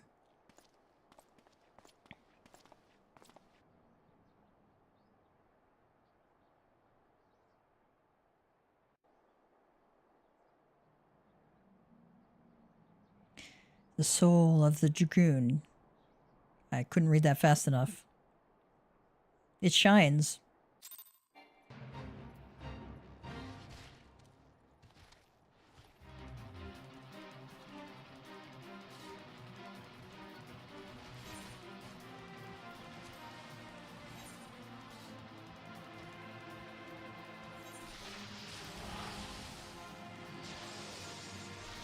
They got this.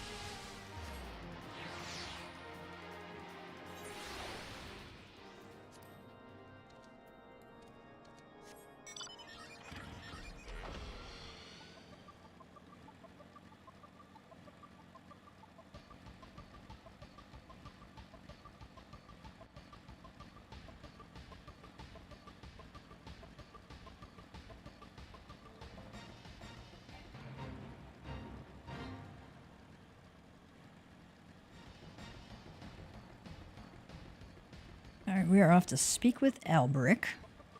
Finish up this quest, and then we'll go west a little bit and do the archer one. Bard one.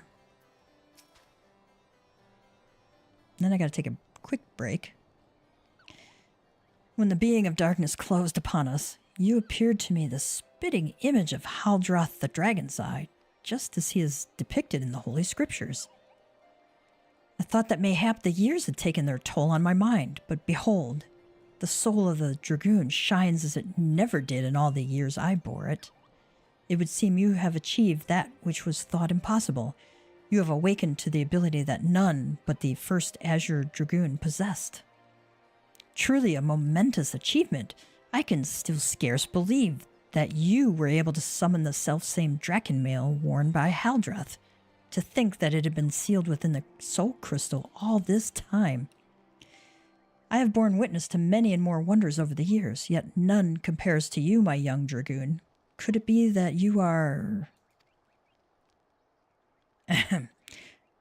Mark not my mutterings. I am certain that it was your indomitable sense of justice that resonated with the spirit of the first Azure Dragoon, prompting him to bestow the armor upon you. Yes, that is doubtless what happened. Probably not, but yeah, we'll go with it for now. As the being of darkness faded, so too did Nidhogg's aura subside, and now his kind have ceased their stirring. Whether this was compelled by your awakening, I cannot say. I suspect we will learn the truth of it eventually. Estinian, my dear boy, whatever becomes of him, he will ever be as a son to me. I pray that he is somewhere out there still, and that he has not wholly forgotten the great man he once was.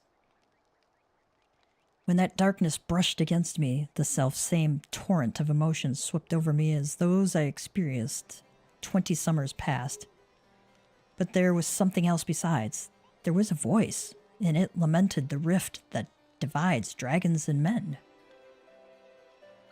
You will come to comprehend what I speak in due time. Till then, Gav, I pray that you will ever use your newfound strength in the name of justice.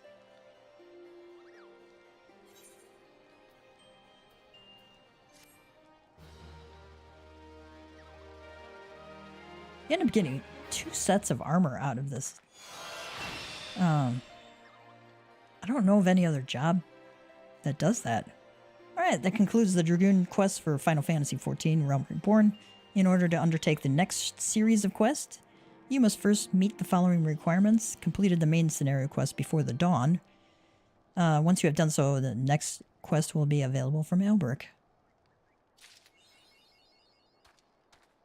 Dragoon Age 1. Wonder if that's related to Dragon Age. Gav, a pleasure to see you again. I see that you remain steadfast in your pursuit of the way of the Dragoon. Well, he has nothing new for me for the time being.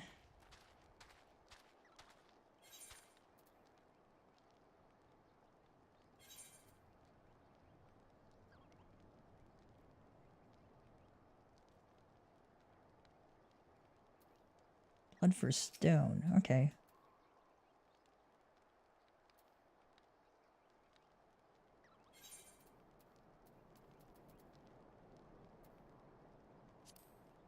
Okay, enter the stone vigil. All right, we don't have to go. I thought I might have missed something up there that I needed to go back and do.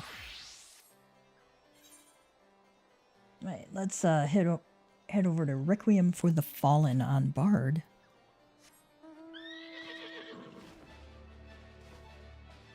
I think of all the job quests in ARR, Dragoon is my favorite so far.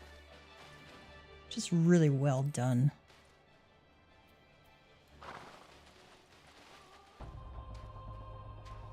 Got 20 minutes left on Cardinal. Although I don't think Cardinal follows me into the instance. Nymea lilies. Bouquets such as these are oft used as offerings to the dead. Target not in range. Really? I'm standing right in front of it.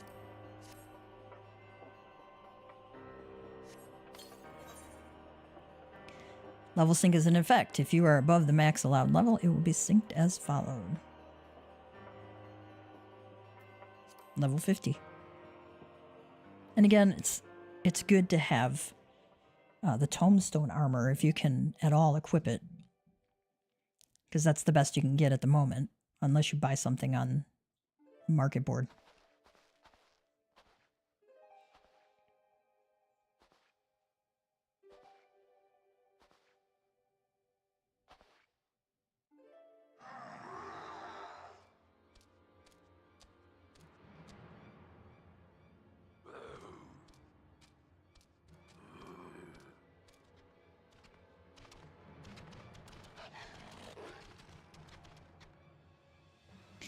We are surrounded, and our foes seem disinclined to listen to parley. You must survive this, Gav. My soul is overburdened with the deaths of too many dear companions. Basically, don't die.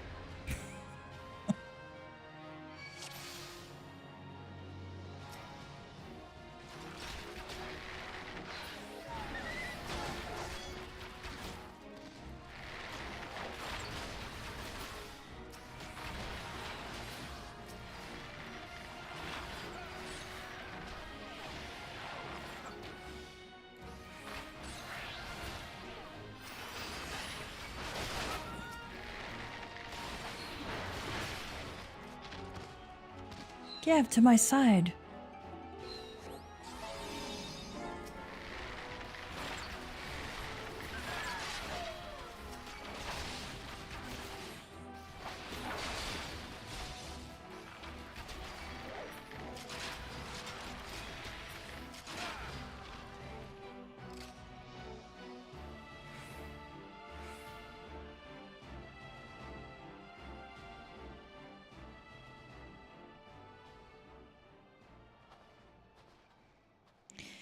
Gav, without you, I would not be standing here this day. I thank you from the bottom of my heart.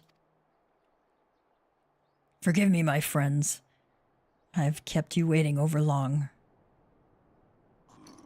Uh-oh.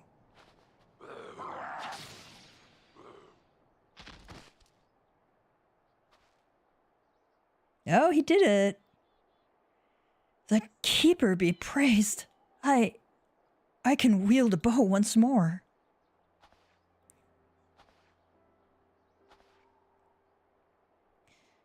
It was you, young one, who helped me to remember how. I had known this for some time, but your presence is as a salve for the wounds of my soul. Your coming has delivered me from the nightmares of my past. My worthy successor, to you I entrust the final piece of the choral attire. Don it and go forth to fill the hearts of men with courage and purpose. Though the seasons may turn, bending a man's back and dimming his eye, so long as there is life, there is reason to hope. Thank you, Gav, for showing me the truth of this.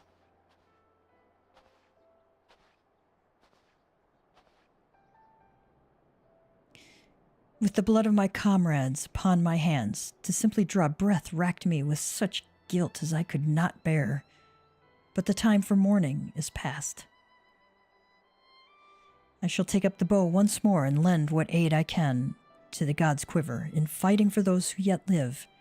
I do my fallen comrades the greatest honor. Oh.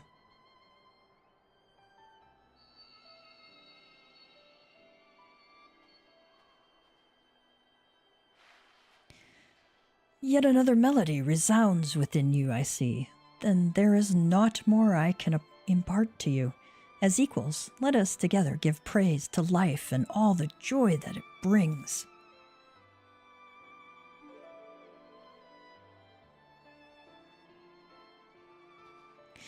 Heed me, O puissant Althic.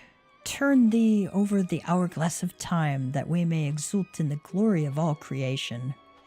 In thine exalted name we sing, that the living may savor life and the departed know true peace.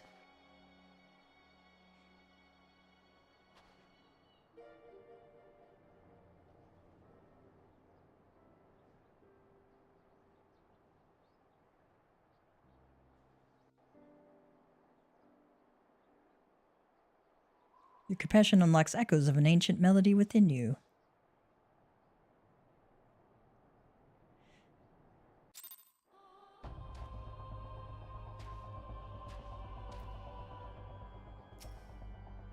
I thank you again, Gav. You have blessed this old fool with the gentle touch of salvation. Eorzea awaits. Go forth now, and inspire endless hope and courage with the beauty of your songs. May we one day meet again. Ooh, I got battle voice. That increases direct hit rate of self and all nearby party members by 20%. Radius 30 elms, which is pretty big. Lasts about 20 seconds. Coral shirt. It's not too bad looking, actually, but I prefer what I got on.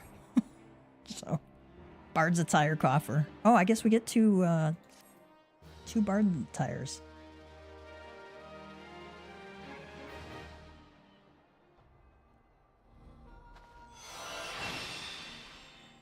Those are going to go into our glamour dresser. This concludes the Bard quest for Final Fantasy XIV: A Realm Reborn. In order to undertake the next series of quests, you must first meet the following requirements. Complete the main scenario quest before the dawn. Once you have done so, the next Bard quest will be available from Jahantil.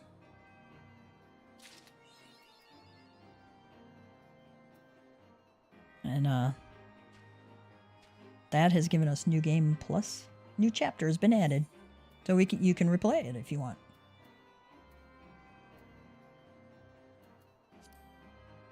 Still Waters. We have to go to Horizon. All right, we're gonna port over there and get out of any danger zones. Gonna take a quick break.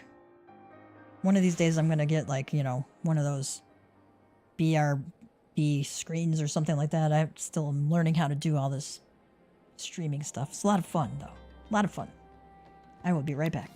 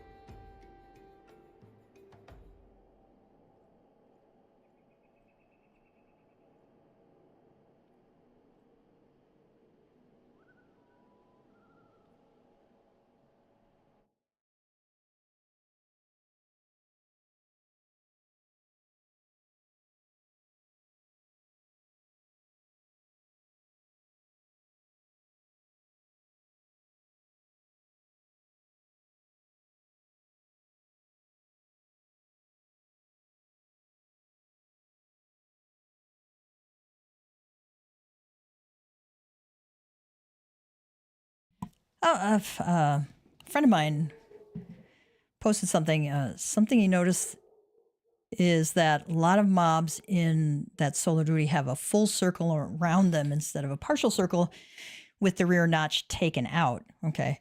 In the absence of the rear notch, you can land positionals at any angle and you don't have to move to the flank or rear to get full potency out of your attacks.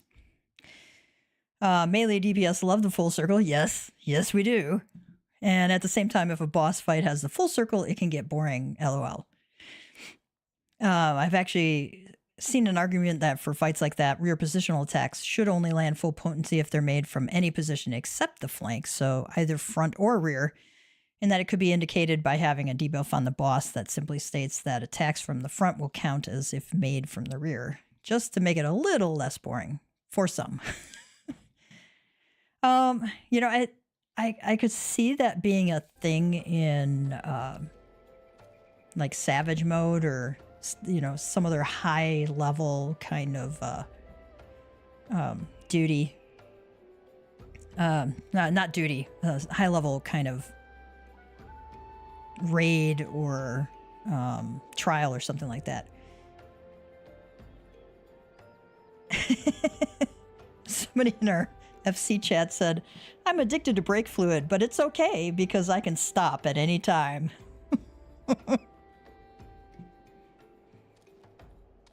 That FC mate has a lot of dad jokes.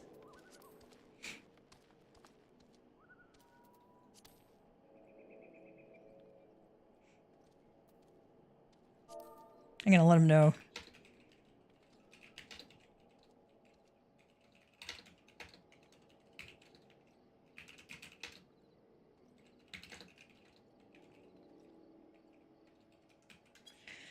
Said I shared your dad joke with my stream. Let's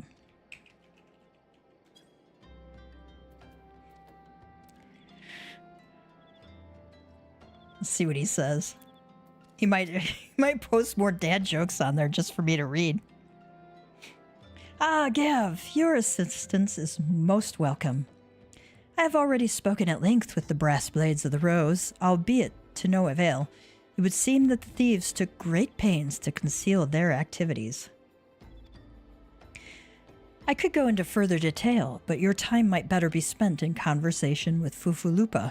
He is the officer charged with leading the investigation, and I would only be repeating that which he related to me. If aught eluded my attention, mayhap it will not elude yours. I highly doubt Ishtola missed anything, because she's freaking brilliant.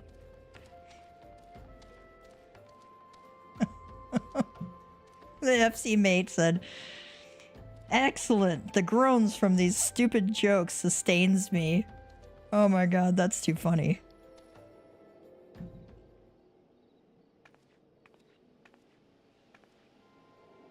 Oh, hello there, Gav, was it? Y'shtola said to expect you. Terrible business, these thefts. We have yet to confirm the quantity of crystal stolen, but I dare say it may be greater than...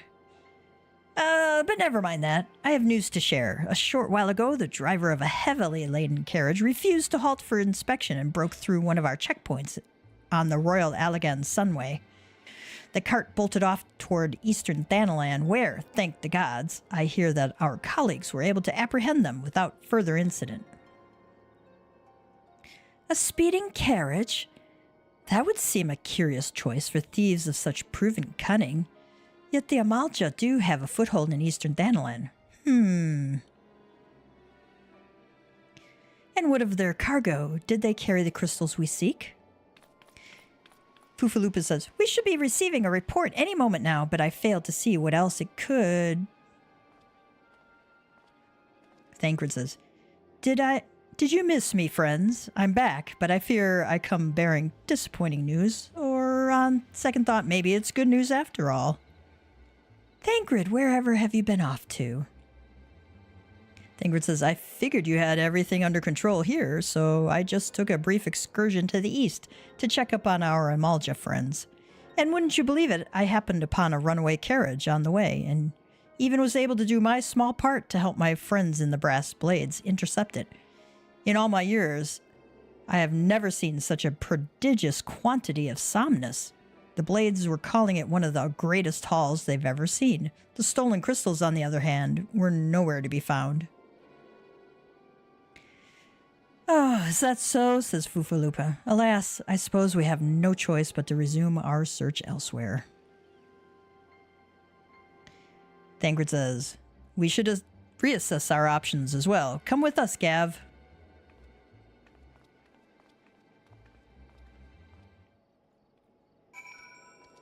Wonder what Ishtola has to say there.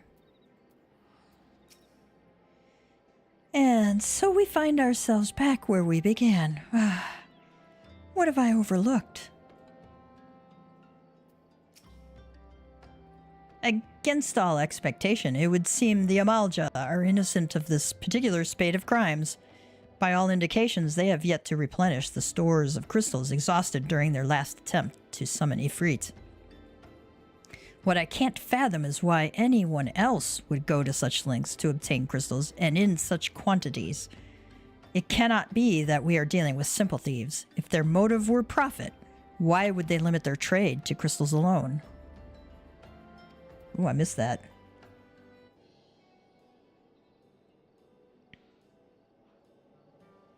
Now then.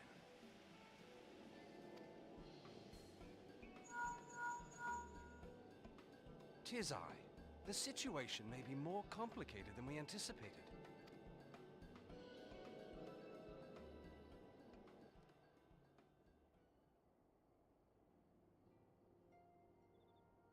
Indeed, I shall remain watchful.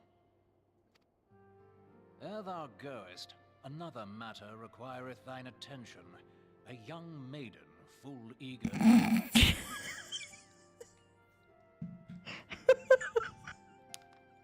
Urianger, before you go, we got another problem on our hand. There's a chick who's eager to talk to you. Wherefore inquirest thou of her fairness? Oh, very well. Be she damsel or devil, I shall direct her steps to Revenant's Toll. So he's saying, Thancred, why are you asking me if she's hot? I'm sending her to you. Save thine insinuations for one given to such impropriety. Thou shalt not find me amenable.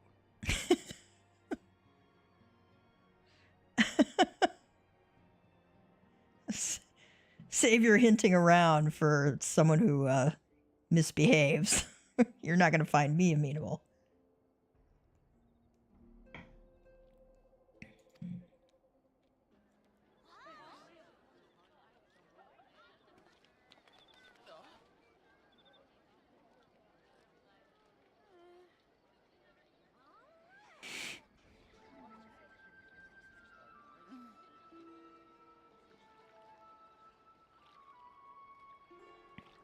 Far across the sea from the land of Domar have we traveled.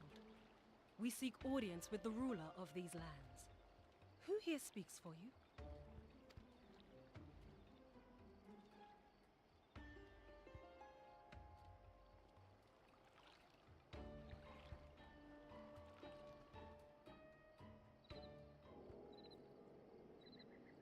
All right. None of these are any better than what I currently have.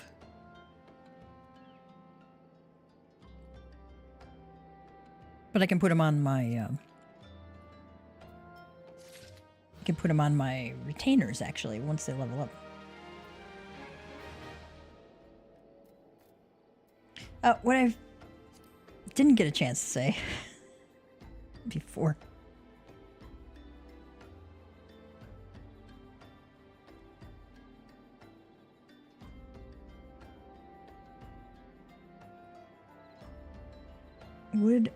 What I cannot fathom is why anyone else would go to such lengths to obtain crystals and in such quantities. It cannot be that we are dealing with simple thieves.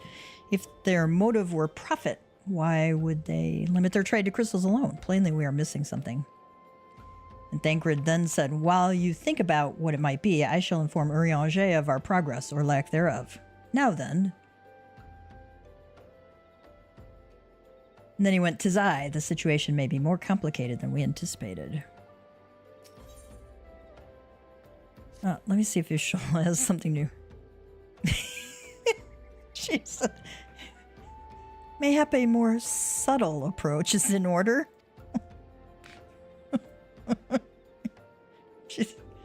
She gets her sassiness in on him. Thancred wishes to discuss how to proceed with the investigation. Any bright ideas? A solitary flash of insight? No? Well then, for want of a better suggestion, I say we try picking Fufulupa's brain again. Who knows, if we work together, we may yet find something of use nestled away within it.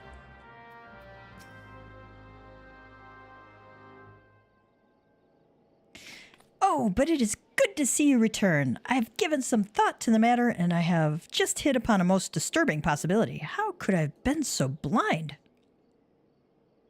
Y'shtola says, "Calm yourself, Fufulupa. What is this disturbing possibility of which you speak?" I was contemplating as to how the thieves' activities escaped our notice for so long, and then it came to me. What if there is someone among our own ranks conspiring with them? A traitor in our own midst? That's probably a good bet. Thancred says, "It would be most unfortunate if your fears proved well-founded, Fufulupa." Y'shtola says, "Indeed. If for reasons of security the concern decided to transfer the remaining crystals stored in Horizon to another location, their plans would be discovered the moment the brass blades were informed." Thancred adds, "But such a shipment would surely be well guarded. Would thieves as wily as ours risk open confrontation?" Y'shtola says, "Mayhap not. But neither would the concern be eager to present them with such an obvious target. Nay, they might instead elect to carry out the transfer in secret, to entrust the goods to, let us say, a lone Mikote miner traveling without escort so as not to attract undue attention." Fufulupa says, "But who? I see. Yes, the concern may well elect to do that, but to travel with so much cargo would be a strenuous task indeed, and this miner would certainly need to rest upon the way, mayhap north of the bridge to Hammerley?" Thancred says, "A fine spot for a rest. Would you not agree, Gav? Alas, the role of the Mikote miner is taken. So you will lie in wait to the north, and I will do the same to the south." Ahem.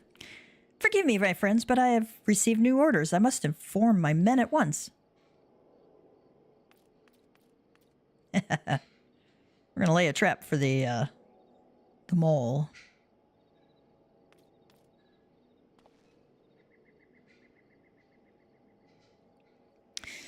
Thancred says, "Call me a cynic, but I would be surprised if these thieves lay down their arms and surrender. See that you come prepared to offer them some encouragement."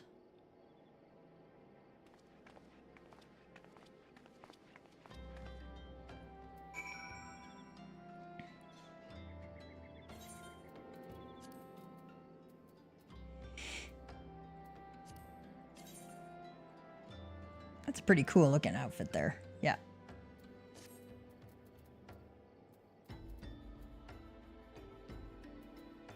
I think we should go put that in our glamour dresser real quick.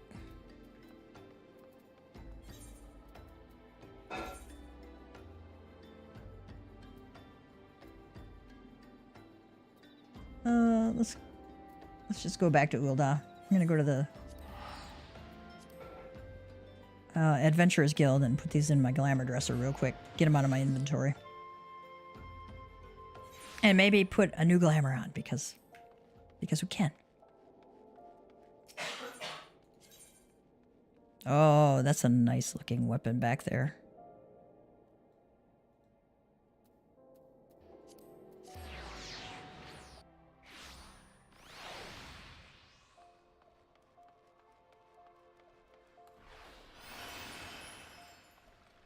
We are at the quicksand.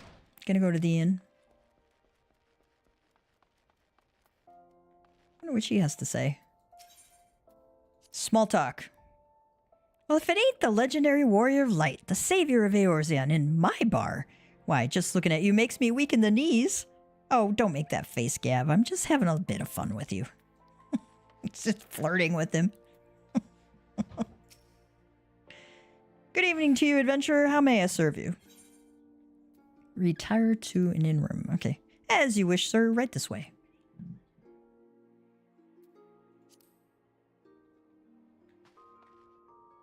Okay, that music's going to put me to sleep. What else have I got here?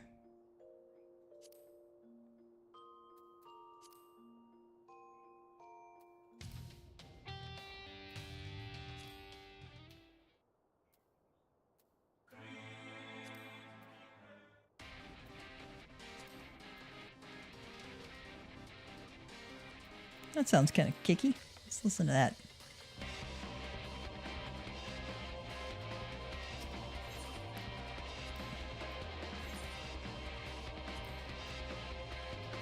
I keep my glamour prisms in my chocobo saddlebag, so I don't have to go to my retainer.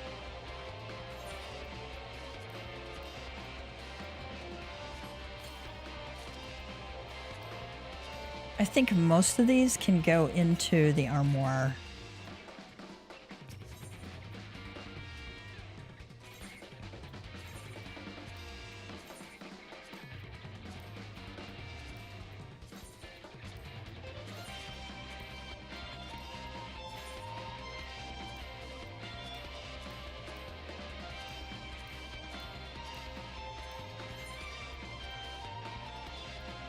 I guess the rest of these have to go in the glamour dresser.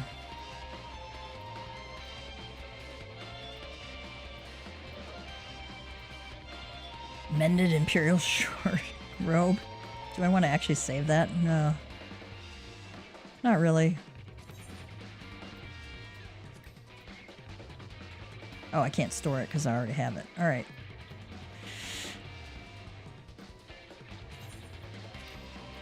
Probably in a later date, they'll have more items added to the outfit. The outfit glamour set stuff. But for right now, they don't.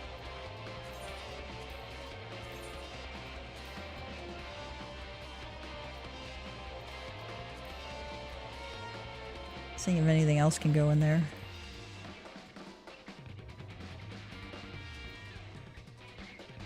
Darklight Quirus. Doesn't float my boat.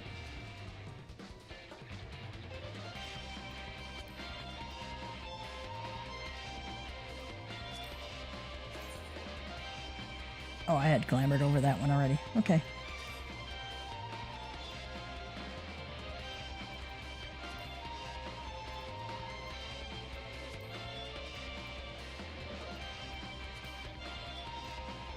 Any weapons to go in there? Nope.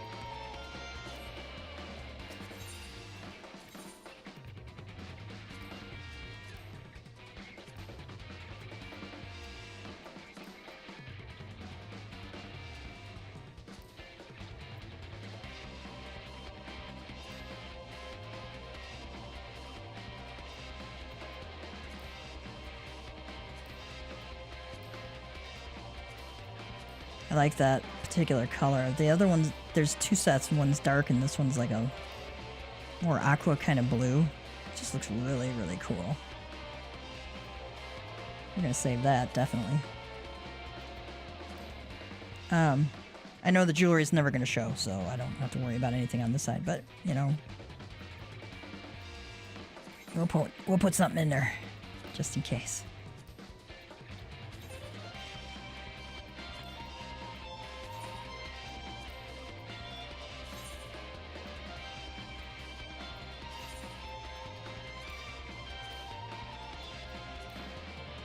Do Bard one now. See what that outfit looks like. Not Viper. Bard. Thank you. I'll probably never wear the hat because you can't see his face at all. But I'm going to leave it on there just for yucks and grins.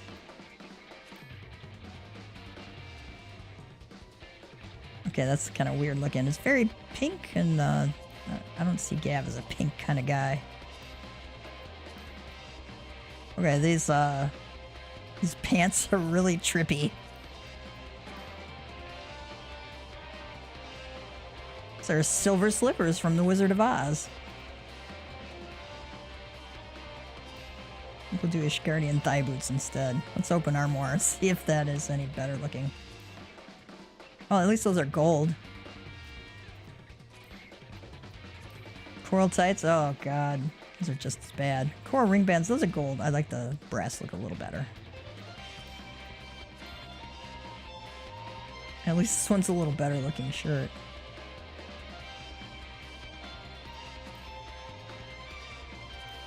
Oh, 2 colors, okay. I like the blue one better. But I'm not gonna save these because they're ungodly ugly. Yes, discard all the changes. I think I'm gonna put the armbands on him though, the coral ring bands. Yeah, those look pretty cool.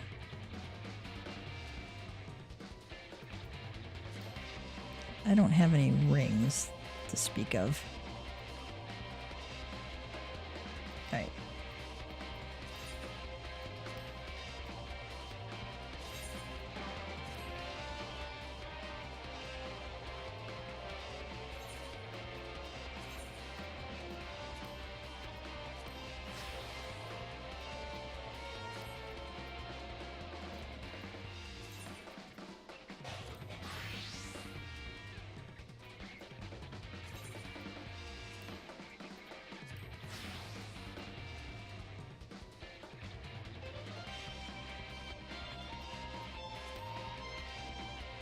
That's a pretty good looking outfit there.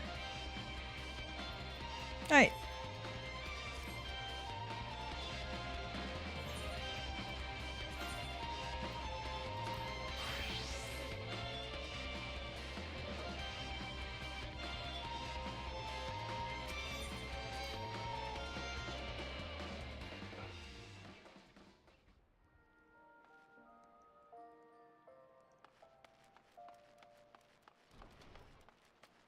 Oh, wrong way.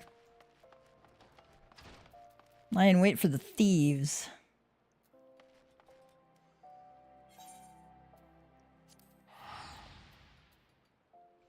Just quick travel back to Horizon.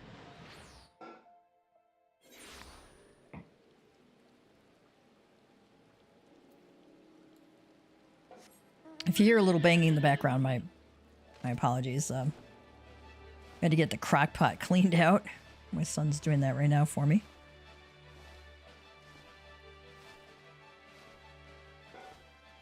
In fact, I'm going to do this quest real quick, and as soon as he has that done, I am going to get the roast started real quick.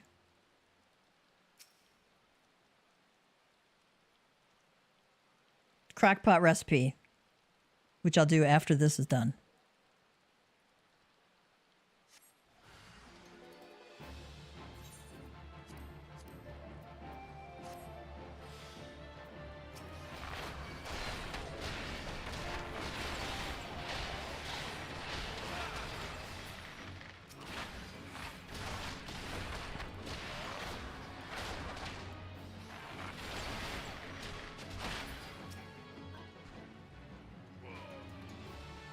That was a delayed death.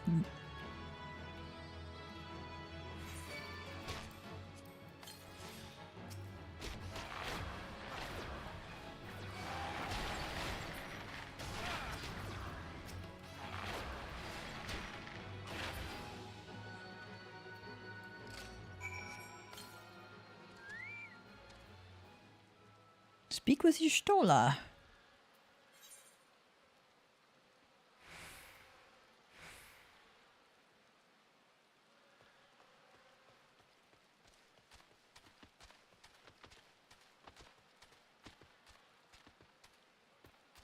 Oh, crockpot pot roast. You get 1 pot roast. You get a packet of Lipton onion soup mix, the dry one. I've also used a couple of packets of Goya seasoning. Depends how big your roast is. And then I throw some whatever leftover vegetables we've been storing in the freezer in there, and a bag of cut up washed baby carrots and some cut up onions. And you just let it go for, 6 to 8 hours-ish on low heat, or maybe like 4 to 6 hours on the high setting. And it's like falling apart tender and fantastic. So you get it. Mama Cat Gamer gives out recipes now and then.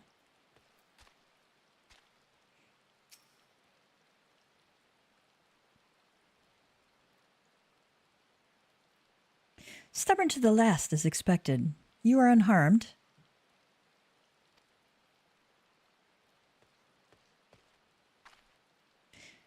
A gang of sea wolf thieves, and in Thanalan no less. I suppose there's a first time for everything, especially considering that it's a desert in Thanalan.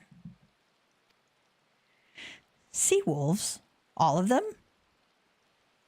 Aye, and all with the same taste in facial tattoos. Blue, in case you were wondering.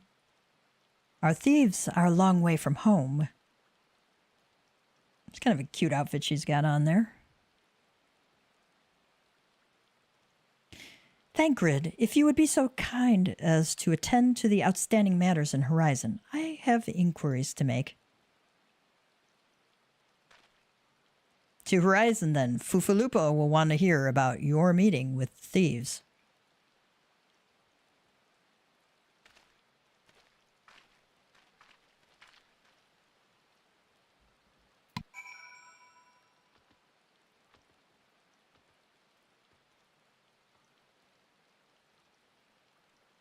I gotta go put the roast on real quick. I will be right back. I go back to Horizon, though, just so we're in a safe spot. Not that I'm too worried out here, since it's like level 10. Alright. Give me about 5 minutes. I'll be back.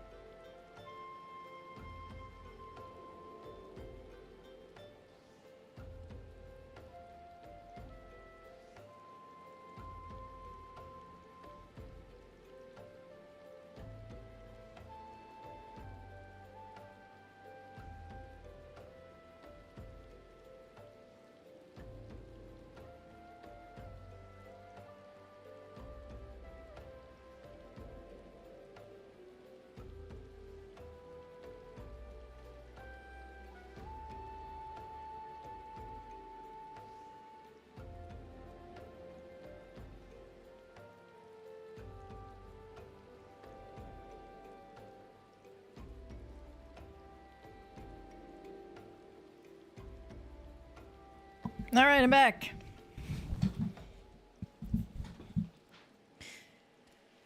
All right, well, we ended up with doing with the crockpot roast. And I have a big one because I'm going to have half of it for dinner, and then I'm saving half to make pierogi at Christmas time. Because we love meat pierogi, right? So for the crockpot chuck roast, we had a chuck roast. You can do a cheap cut of meat, right? Totally okay, because it's going to cook down and be beautiful. Throw it in the crockpot. You can sear it if you want. It was like a 5-pound roast, so we used 2 packets of the dry onion soup, Lipton or whatever brand you prefer. You can also use Goya seasoning. I've used that before successfully. We had a bag of about 1 pound of frozen vegetables, mixed vegetables that I had in the freezer for like forever. We needed to use up. And then I had some leftover peas in the fridge. I did use a 1 pound bag of baby carrots. And then we cut up 3 onions into like chunks. Not small. Not too big either. And those will cook down beautifully and be really tasty. And then I put garlic on there, minced garlic. And I put marjoram, crushed black pepper. I just freshly grated. Marjoram, black pepper, and rosemary, right? I did not salt it because the onion soup has quite a bit of salt in it. And people can add salt to it as they like it. I'd rather undersalt than oversalt. My stepmother, the Italian cook who cooks like amazingly well, says 1 teaspoon per pound of meat is the best, measurement to go with that. But in this case, there's a lot of salt in the onion soup. All right.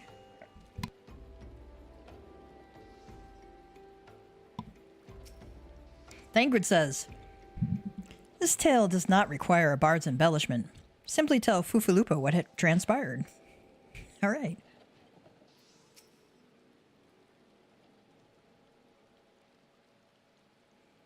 On behalf of the Brass Blades of the Rose, I thank you for your service to Horizon.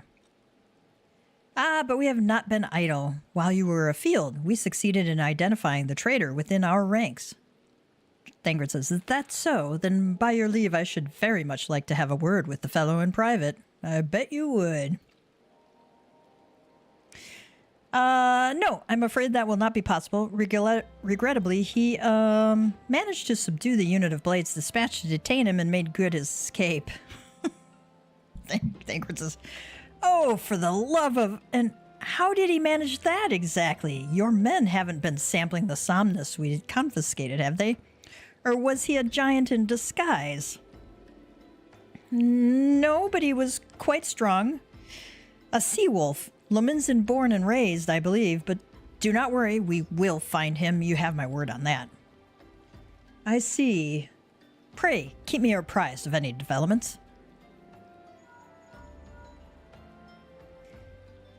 Thangrid says, yes. He's standing next to me. Understood. I fear our time is at an end, my friend. Your services are required elsewhere. Awfully disappointing, I know, but one must follow where duty leads. You might try to look a little disappointed, or do you mean to give me another one of your stoic nods? You do, don't you? There we go. There's our stoic nod.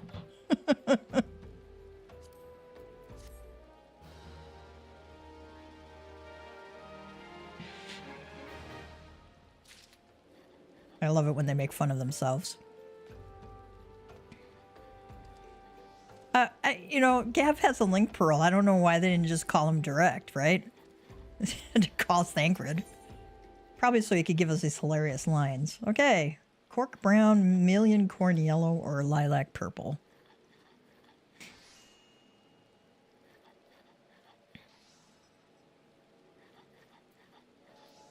Thancred has information on your next assignment.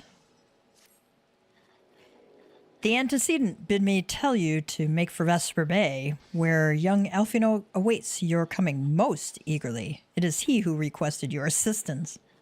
Well, why didn't Alfino just call me up? Some commotion or incident. I'm not privy to the details. While you do whatever it is that Alfino has planned for you, I shall endeavor to track down our traitorous brass blade, and when I do, you may rest assured that we will have our answers. Do you have anything else for us? You do know Alfino hates to be kept waiting, don't you? But of course you do. Carry on then. Alfino can sit his little teenage butt down and just wait for us. That's how I feel about it.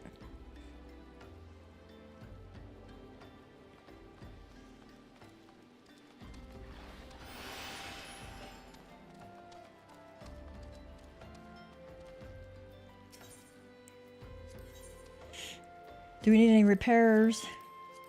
No. Okay. All right. Another dad joke for you. Why did the can crusher quit her job? It was soda pressing. Yeah, that one is bad.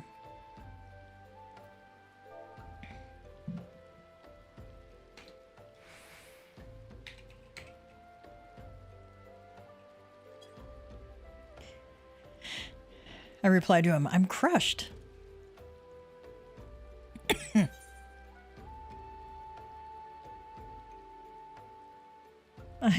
Instead of flying, I'm just gonna use my Ether or Vesper Bay tickets. We got like 80 of them left still.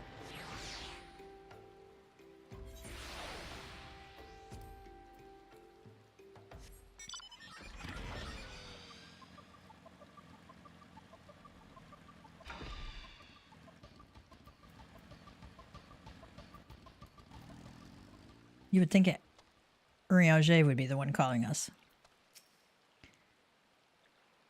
You are late. Well, screw you, kid. You are late. No matter. I know where our visitors are headed, and from what I have been able to gather, this vessel belongs to a band of Domans who seek an audience with the Sultana. You are familiar with Doma, yes? In Othard? It's just like sounding like... You have studied geography, haven't you? Well, like the rest of the nations of the Eastern Continent, it is ruled by the Garlean Empire, so he thinks we have not studied any kind of geography.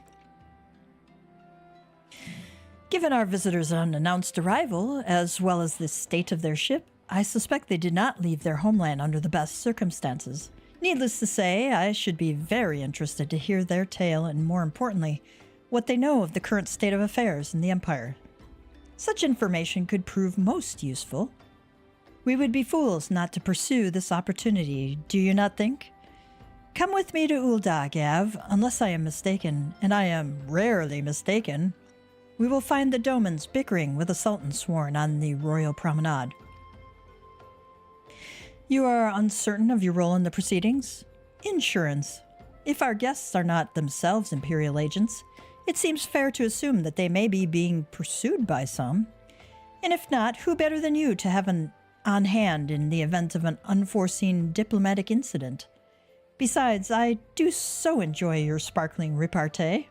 Satisfied? Good. I shall see you in Ul'dah. My sparkling head nod.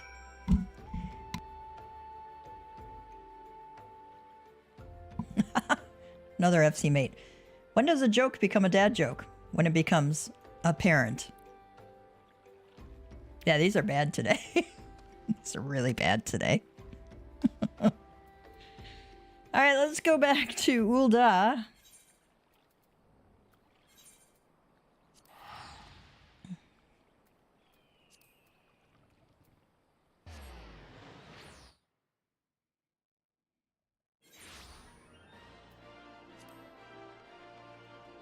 Yesterday I spent a lot of the day figuring out how to add sound clips to a video. So I was checking up things on DaVinci Resolve because I wanted to make a solo duty school video. Because there were times when I had to go look up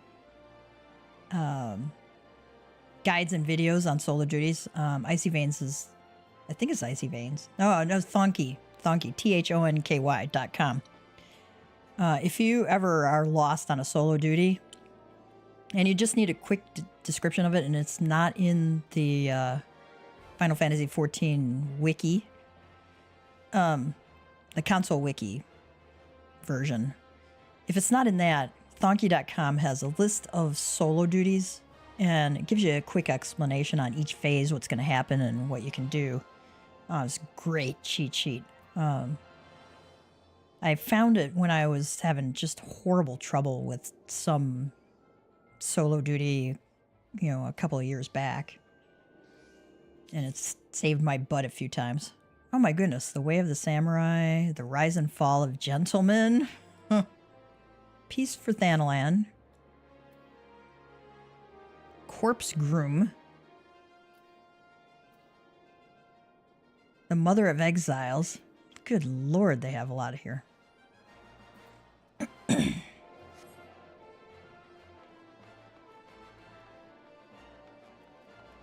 I think I want to pick up The Rise and Fall of Gentlemen.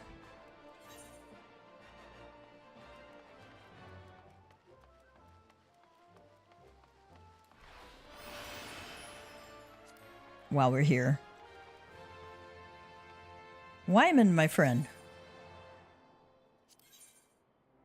An old acquaintance of Wyman is at wit's end, and the businessman would have you help her.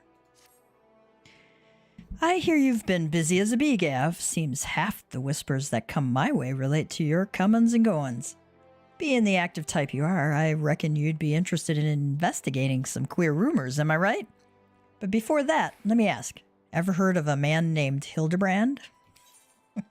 Have you heard of Hildebrand before? Oh, let's say no and see what he says. To hear him tell it, he was Eorzea's greatest and most famous inspector. Still, can't say I'm surprised you don't know him. To his credit, Hildebrand and his assistant had a knack for showing up when something shady was afoot. As for sussing out the culprits, well, he had his moments, though I hesitate to give him sole credit.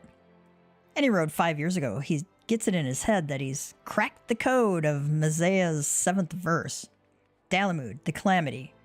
All of it can be stopped, he says, so long as he finds the hero of prophecy.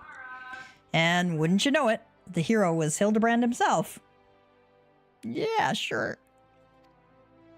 So he flies off towards Dalamud. Aye, that's right, he flew.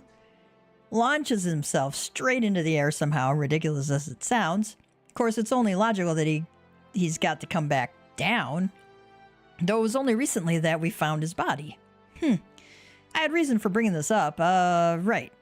So Nashu, Hildebrand's erstwhile assistant, has since become an inspector in her own right. At present, she's investigating the queer rumors I mentioned earlier. She's a sweet lass, a bit daft, but sweet nonetheless. So when I hear she's at wit's end, I want to help. Thing is, I prefer to meddle in the affairs of the live-in. Zombies are most definitely not my forte. So if you're willing, I'd be grateful if you lent her a hand. As for where to find her, she's like to visit Hildebrand's grave in the Lich Yard when she's frustrated. Try looking for her there first.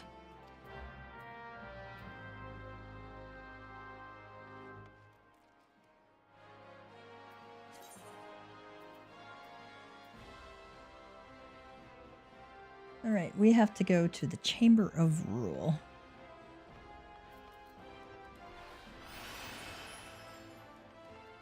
So you see Rowena's representative has tombstone gear for you. Ooh, I have cool. Oh, that's seals. I have 727 out of 2,000. That's probably enough to buy a piece again.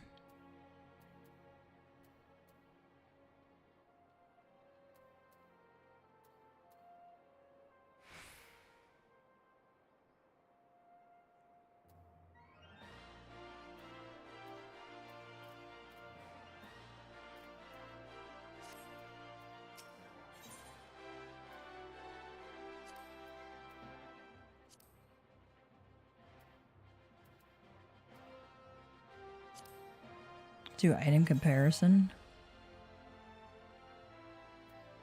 That is better. Let me see what I've got on my Dragoon.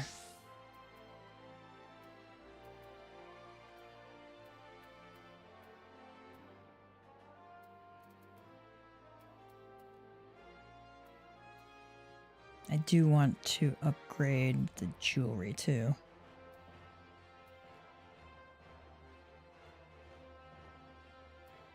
Definitely these Woots pieces. Okay.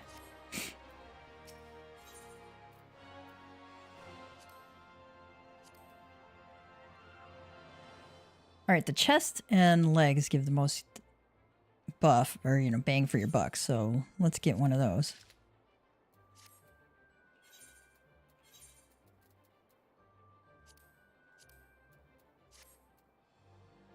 That's actually not too bad looking if I didn't already have the other, you know, worm's mail here.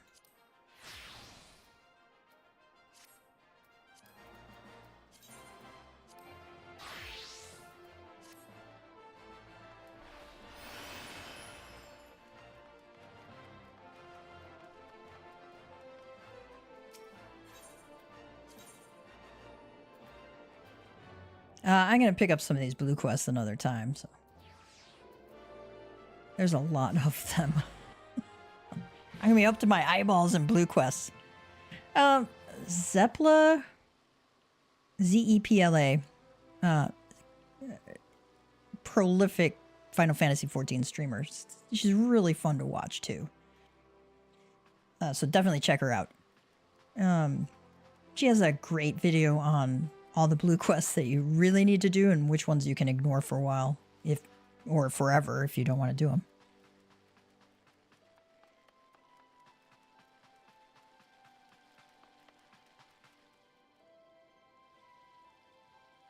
Speak with Nashu. No, wait. Mother of Exiles. Oh, refugee leader. Okay. I didn't know it was going to auto spawn.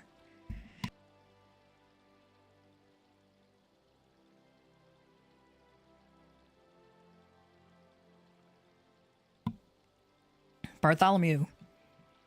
He who is always surly. Matters not how many times you ask. Without the necessary permissions, none shall pass. I wonder if that's a reference to Monty Python and the Holy Grail. Pray understand, good sir, we have not the leisure to lodge a formal petition. Time is of the essence. All I ask is that you summon your superior. Allow me to plead my case. Surely you can grant us that small kindness. Away with you and darken these doors no longer. I will not ask again. You know not what you do.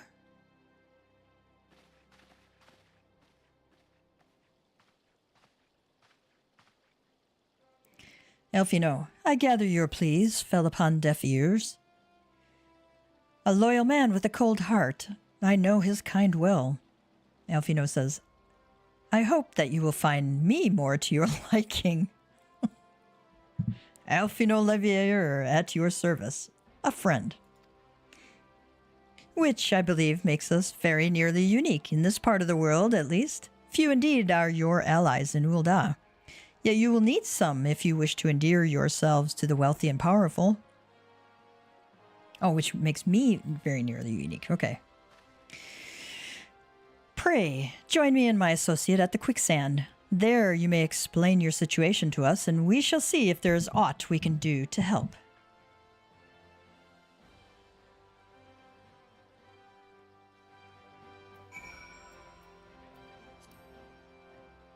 I wonder if Bartholomew had anything else to say. Nope, he had nothing new to say.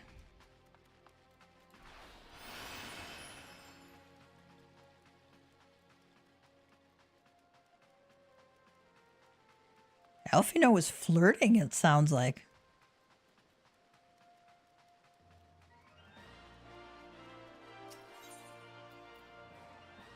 He does get less insufferable later on.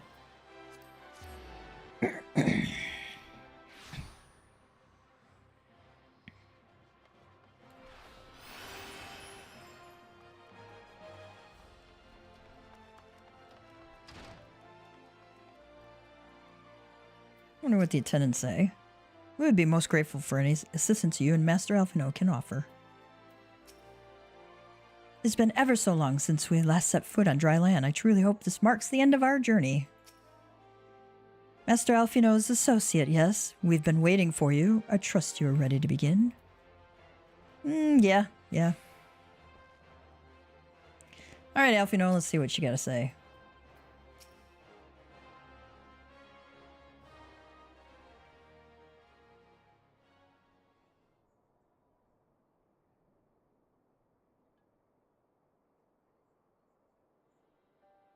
We have traveled some several thousand miles across the sea from the nation of Doma, in hopes that we might find sanctuary in these lands. Sanctuary, Lady Yugiri? Oh, he knows her name.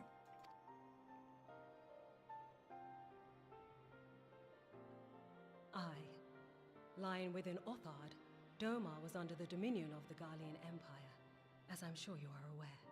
When the War of Succession broke out in Garlemald, we espied an opportunity to free ourselves from the yoke of imperial oppression and took up arms. Only to be crushed. And so I gathered what few Domans escaped the reckoning and guided them hither to your shores. A war of succession? Then the Emperor... Forgive me. You said that Doma was under Imperial rule, did you not? Doma is gone. Razed to the ground as an example to the other provinces. 12 have mercy. And your people? On a ship anchored in Vesper Bay, flying borrowed colors. Many were complicit in the rebellion, or akin to those who were. They will not come ashore until I send word that it is safe to do so. I sought an audience with your rulers, but was summarily refused. The lords of Ul'dah are not wont to entertain foreign refugees without suitable encouragement. Mayhap I was foolish to expect otherwise, but our supplies run low and we have young ones in urgent need of care. I have seen the tents outside the gates, however. We are not the first to seek asylum, nor will we be the last. Be that as it may, Ul'dah is no friend to Garlemald. Your tale would stir the hearts of many men and women here. The Sultana and the Syndicate will not be so easily swayed, but I shall see that you are granted an opportunity to plead your case. This is within your power? Well, far be it from me to boast, but I do have the ear of certain influential individuals. Far be it from him to boast. I'm not gonna boast, but... I am in your debt.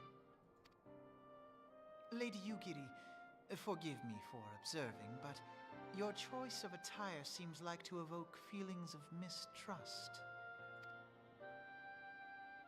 Men are wont to fear the unfamiliar. We know this from experience. We seek only to spare the people of Ul'dah unnecessary disquiet. I shall defer to your experience, then. I thank you for your understanding. It seems I have urgent business with the Flame General. I leave our guests in your capable hands.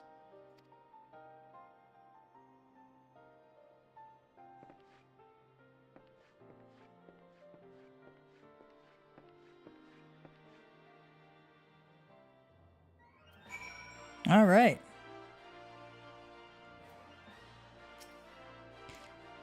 If I may, sir, as I said earlier, we have been at sea for some several moons, and our supplies are all but spent. I have not the heart to repeat the tales of our tribulations, nor would it please you to listen to them, I think. Suffice it to say, however, sacrifices have been made.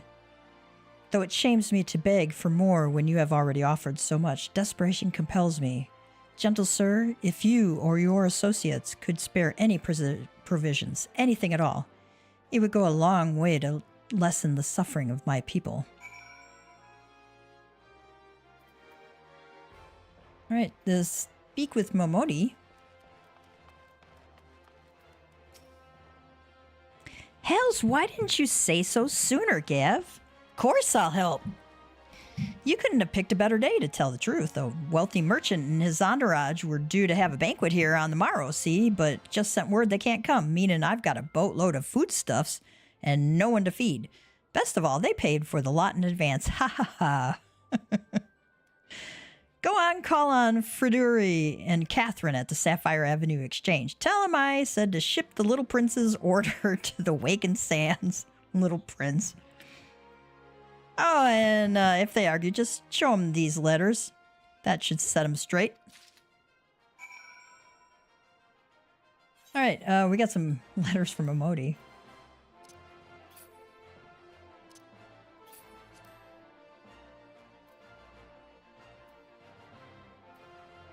Instructions penned to the quicksand by the quicksand proprietress to deliver foodstuffs to the Waking Sands. Okay.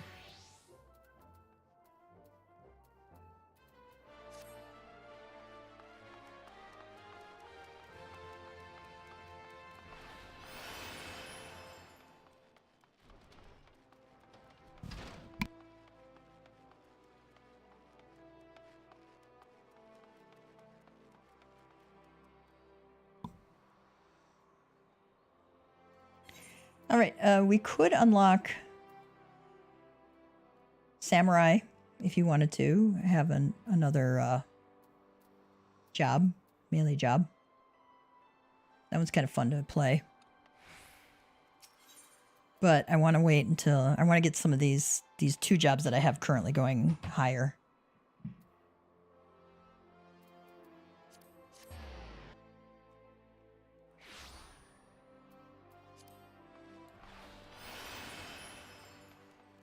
Sybil, I think, unlocks Dishonor Before Death. Oh. I'm not going to unlock that one until I absolutely have to. That's the Cutter's Cry quest. And I don't like that dungeon very much at all. It's such a pain in the neck. I will do it, because I said I would do all of the PvE quests. That's one of them. My, that's a rather odd request, says Catherine. Mayhap you misheard her instructions? No? You know, you shouldn't encourage them like this. They'll start to expect it. You mark my words.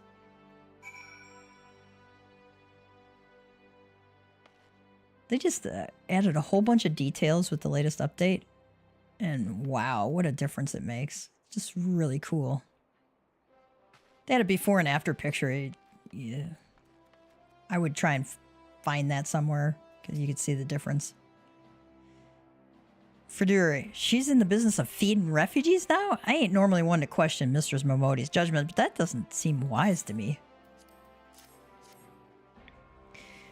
I'll not speak for the children, but if you ask me, any man who can't earn a crust deserves to go hungry. All right, speak with Momodi.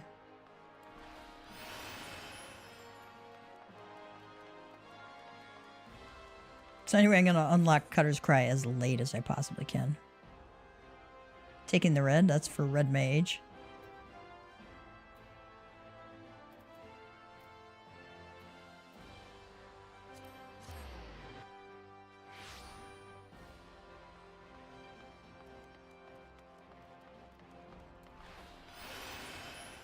Ah, my daughter came home.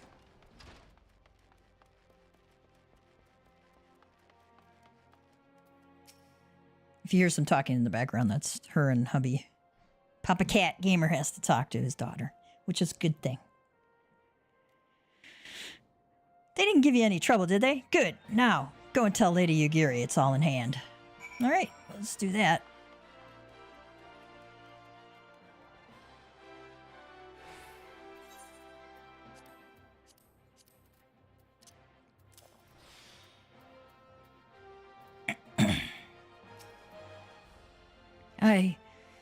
I dared not hope for such magnanimity, much less expected. Mistress Momodi is generous indeed. I shall be sure to thank her most humbly.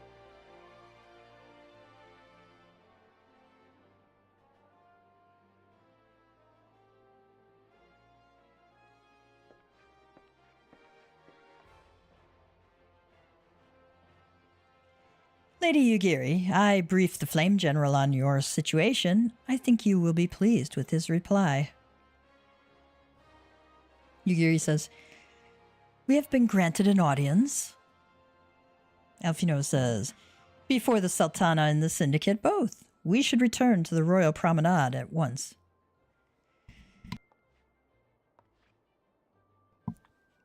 Yugiri says, you have done much for us, Master Alfino. I swear we shall return the favor. Alfino says, naught is owed, Lady Yugiri, for naught has been given. This small favor you won fairly with your words, and it is with words that you must win the favor of the Syndicate. Yugiri says, then I shall choose them with care. Alfino asks, will you will be accompanying us, yes? Good.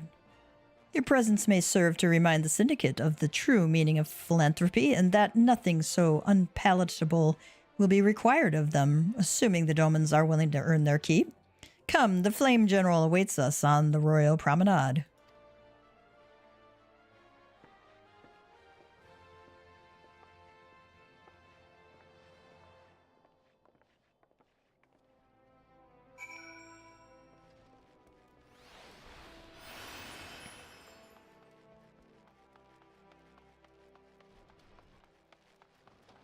All right. Speak with Raban on the Royal Promenade. So back to Hustings Strip.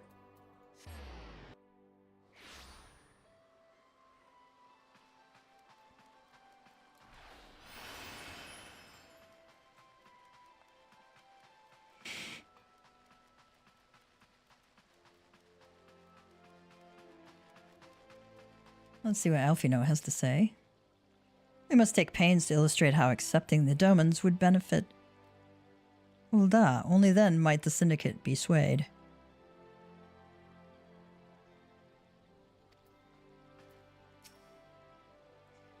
Teleji Adeleji, I wish to greet our guests beforehand and offer my support for their cause.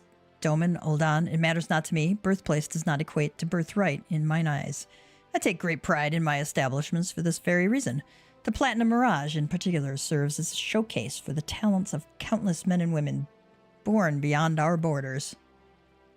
You like slave labor, Teleji. Yugiri. Bards sing of wars which decided the fates of nations, but a single word spoken in a council chamber is more like to decide that of mine own. Here's Raban. A pleasure, Gav. The others are already inside. Let us not keep them waiting.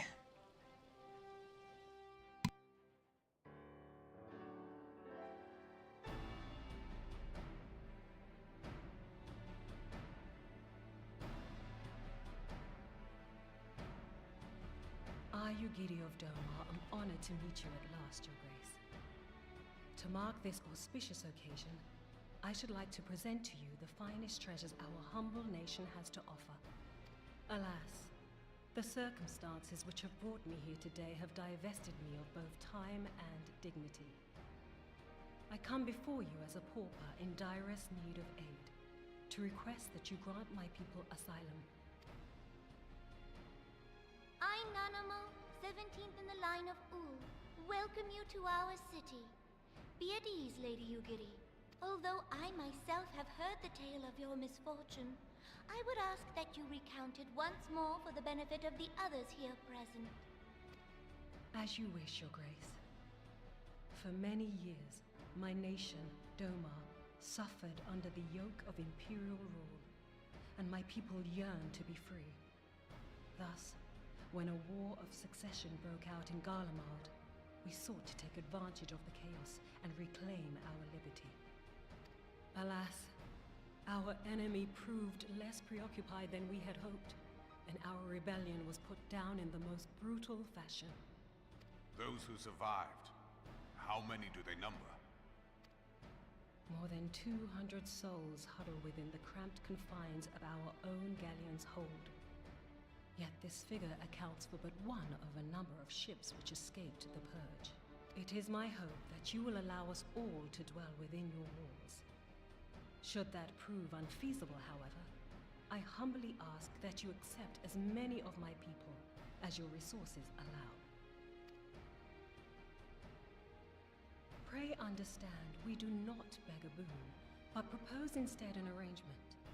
We would serve as soldiers or tradesmen until our debt is repaid. What are the Syndicate's opinions on this matter? I, for one, think it's a marvelous idea. Lady Yugiri and her people strike me as an industrious lot, and there are parts of the city which have yet to be fully restored. If they are willing to work, I see no reason not to let them. The head of the Mirage Trust is not known for his generosity. He sees profit in this. I agree. That said, these are foreign refugees. To admit them would require a formal resolution. Shall we call a vote?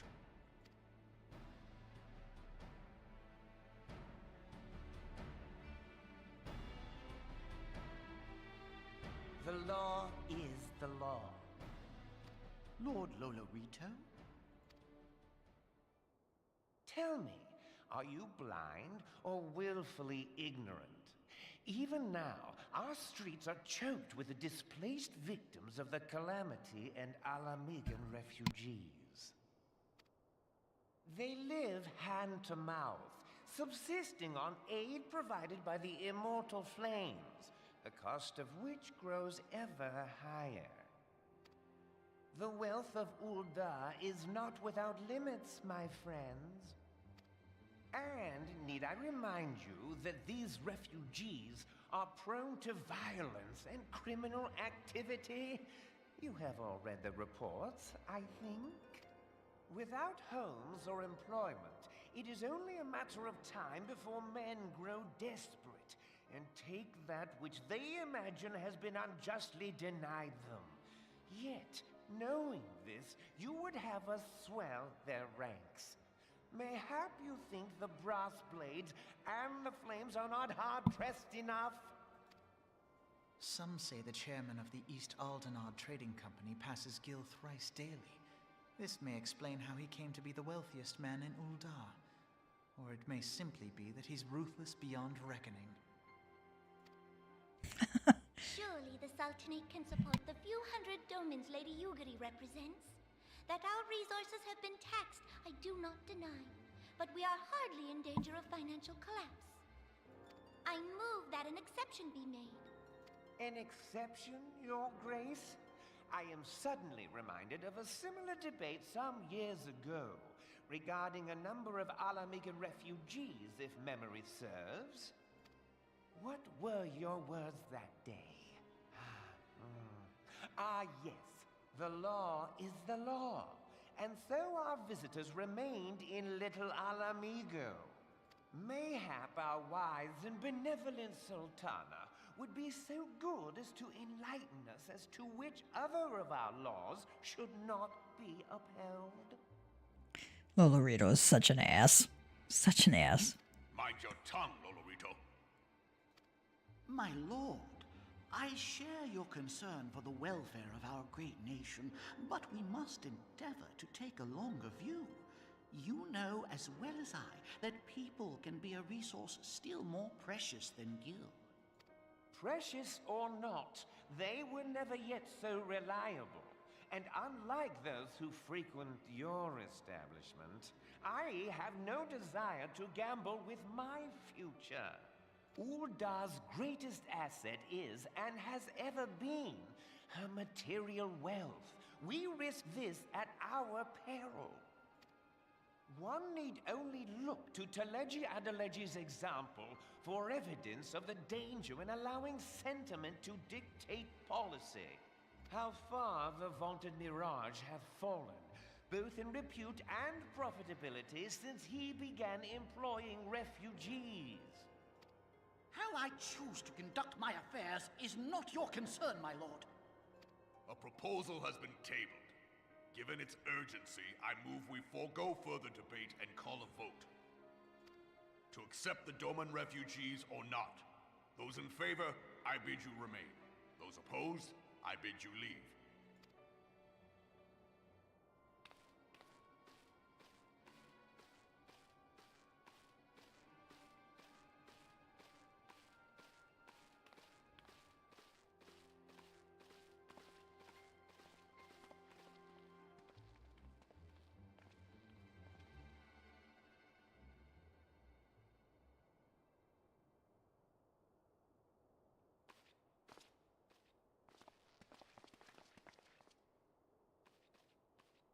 that it were within my power to welcome you and your people, Lady Yugiri. As you have observed, however, my authority in such matters is regrettably limited. Without the consent of the Syndicate, I cannot act. I understand, Your Grace, and I appreciate all that you have done on our behalf. The nerve of the man! If that bastard had not forsaken the eastern trade route, little Alamigo would now be thriving. Oh, that you should have traveled so far under such dire circumstances, only to be refused in this manner is utterly unconscionable. Pray, accept my sincerest apologies.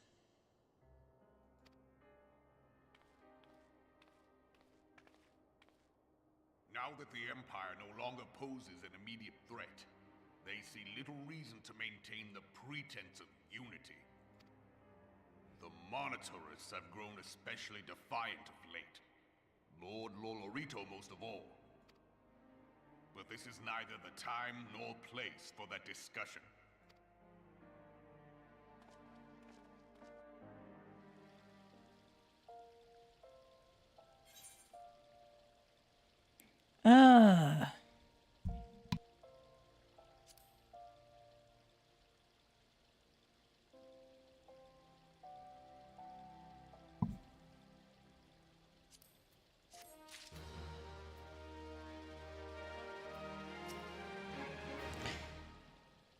So Alfino says, as Lord Lolorito goes, so goes the Syndicate.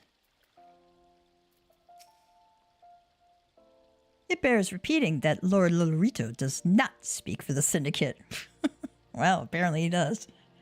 The others harbor doubts, I will allow, but in time they shall see the error of their ways. Yugiri says, my people could not endure another long sea voyage, but if Ul'dah will not accept us, what choice have we?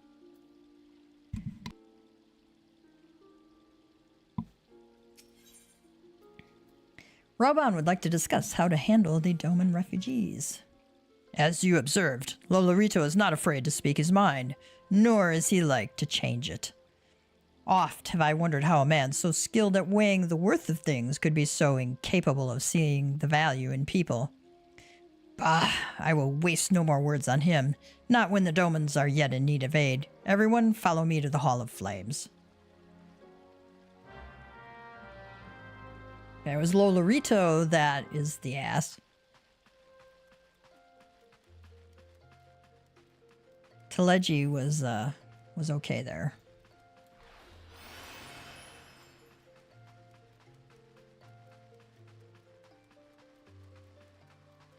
Back to the Hall of Flames.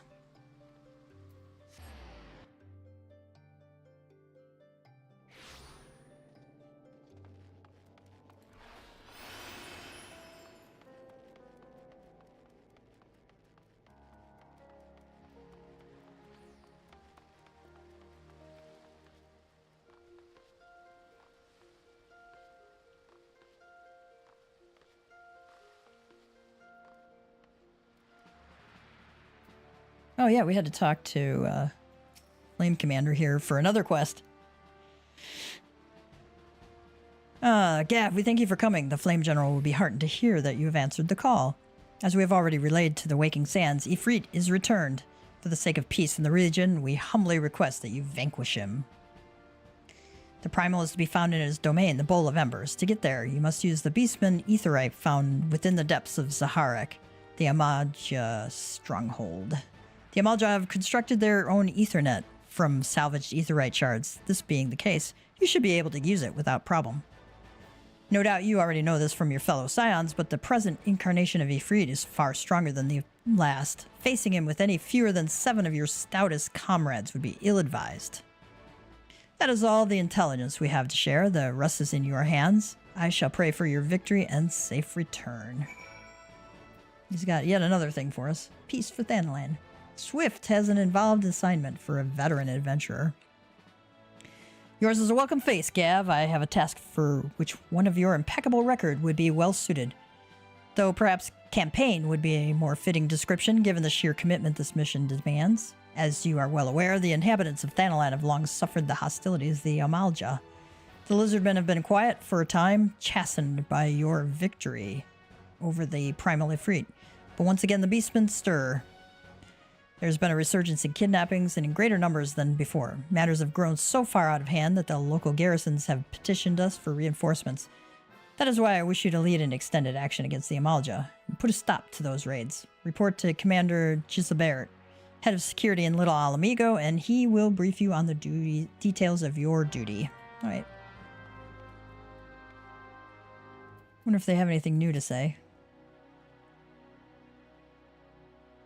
I will not deny, this is Teleji Adeleji, I will not deny that certain portions of the refugee population have been a burden on the Sultanate, but I take issue with my counterparts' contention that they account for the majority. In this, they are plainly mistaken. Even so, we must not think ill of them for wishing to protect our great nation. Yugiri, a galleon is no place for my people, for any people, to call home. This cannot continue. Mayhap I should have considered the likelihood of failure more deeply beforehand. You think, Alfino? You think?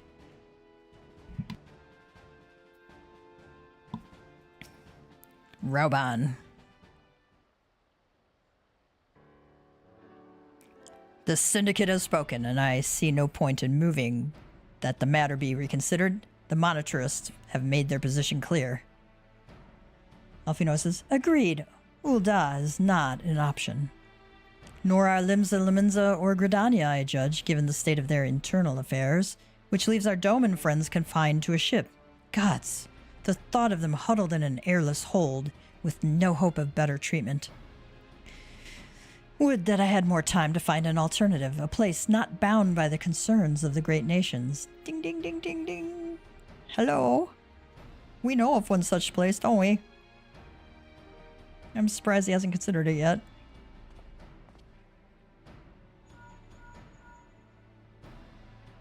In Philia, that is precisely what I wish to discuss. Yugiri, I understand the Syndicate's decision, I do. We all wish to preserve that which is ours, especially when we believe it to be under siege. But I cannot meekly accept this judgment, not while my people suffer. Would it be out of the question for the Sultanate to accept us for a limited time, a week mayhap, or even just a few days? Alfino says, excellent. I shall keep you informed. Lady Yugiri, I have a proposal if you would hear it. Out with it, Master Alfino.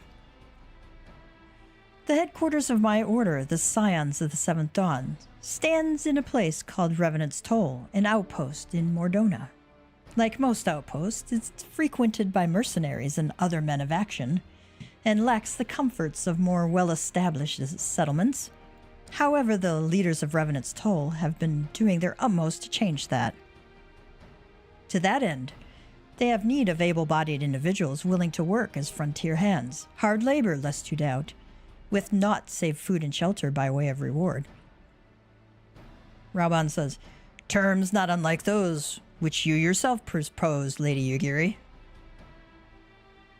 Teleji Adeleji says, though I will not hear a word said against our beloved Ul'dah, Revenant's Toll would offer certain advantages, the absence of unhelpful bureaucracy being the most obvious. Of course, he's part of the bureaucracy. Yugiri says, if they can accommodate us all, we shall gladly accept. Master Alfino, once again, I find myself in your debt. Alfino says, pray, do not thank me, my lady. The life your people go to is one of hard labor and few comforts, as I told you. And before that, there remains the matter of how they may safely be borne to Revenant's Toll, which will be no small feat considering the distance in their present condition. Mayhap the Ul'dah Adventurers Guild can be of assistance. Look for me there anon, Gav.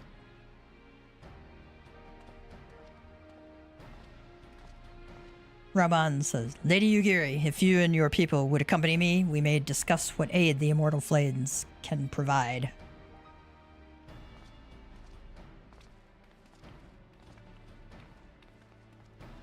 Apparently the Immortal Flames have some assets that that the monitors don't have.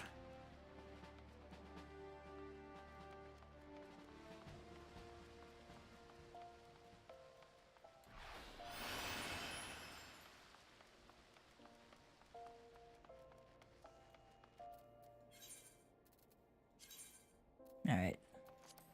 Back to the quicksand.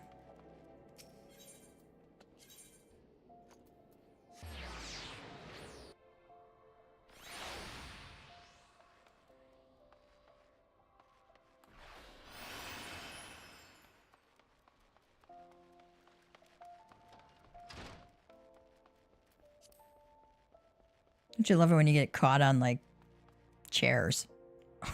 It's like, Warrior of Light, defeater of primals, can't walk around a chair.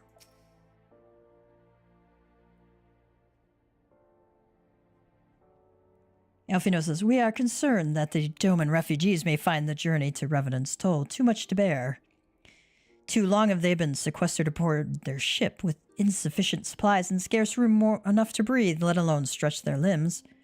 With that in mind, Mistress Momodi has kindly offered to accommodate the Domans until such time as they are ready to set out for Mordona. Those healthy enough to travel will embark as soon as transportation has been secured, while those too weak to leave at once will be permitted to stay until they regain their strength.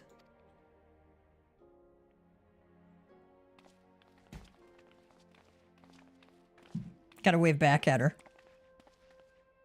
What news, says Raban. Alfino says, transportation remains our greatest obstacle, General. Is there aught the Immortal Flames can do?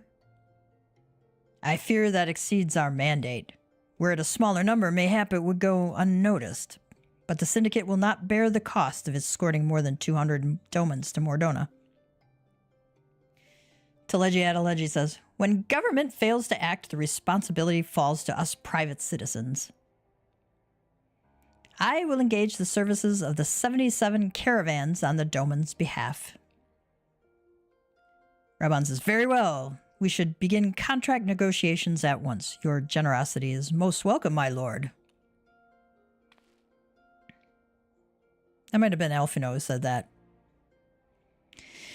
Teleji says, after all that has befallen these good people, it is the least I can do.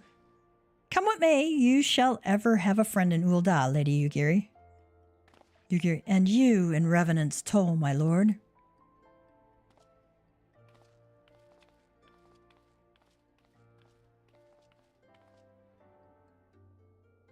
Momodi says, well, it sounds like we all have work to do. Lady Yugiri, let's put our heads together and settle the details of our arrangements, shall we?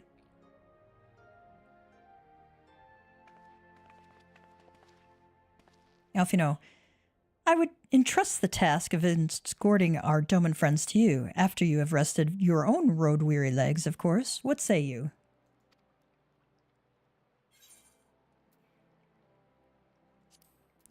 Are the Warrior of Light's legs ever road-weary? Probably, at some point.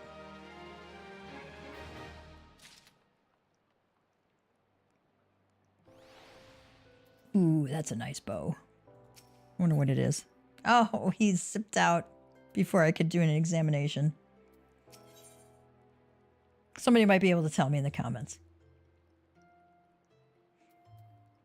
Alfino has a mind to send you to Vesper Bay. It's like, can't we just call him on our link pearl? As we speak, the Domans prepare for departure at Vesper Bay, wherefrom they will be transported by carriage to Ul'dah. That said, this has all been decided rather suddenly, and it would not surprise me if the refugees required some assistance in coordinating their preparations. Giev, I would have you return to Vesper Bay and facilitate the process through tasks great and small. In short, whatever must needs be done, do it. Speak with a man named Hozan when you arrive. As Lady Yugiri tells it, he has been designated the leader of the first group. I know these tasks may seem trifling at times. What do you think? However, they are vital to ensuring the safety of the refugees for their pending journey. Somebody obviously thought ahead on that one. Yeah, we think it's a little boring for you to run around and do this crap.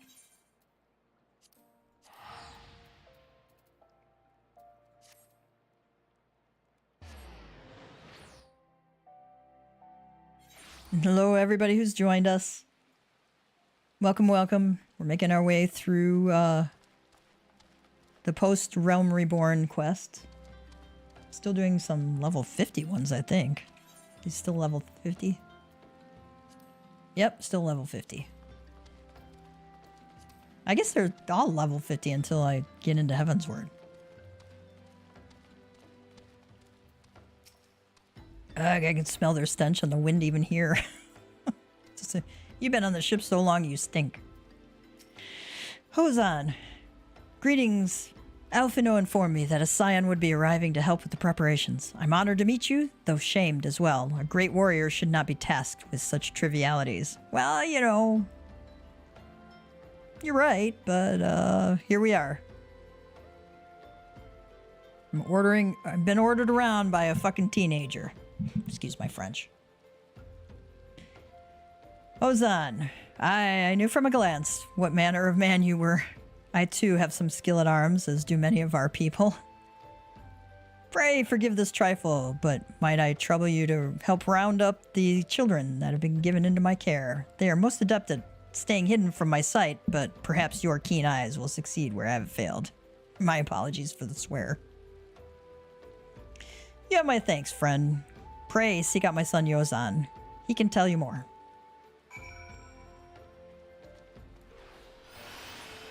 I'll bleep it out of the recording.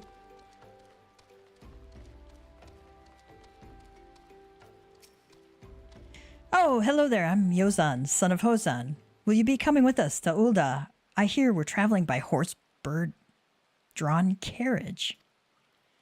But don't you think they're queer? Giant birds that people ride like horses?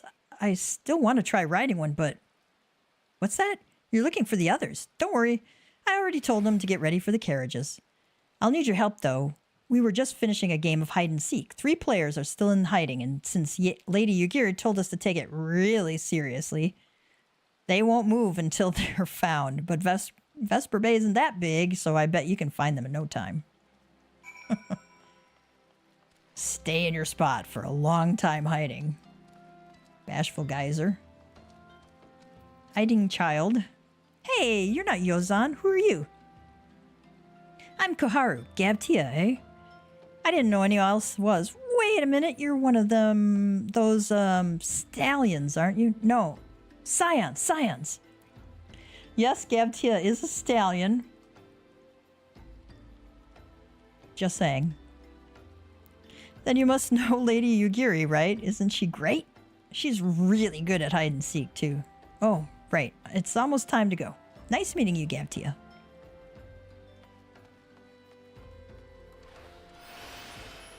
I see another little icon, flame icon over there.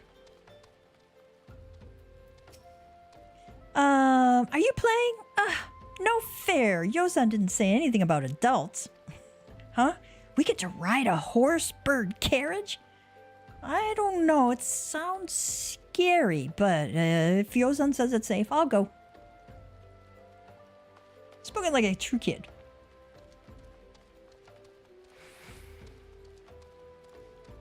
I don't know if I forgot where this third child is. I think maybe up top.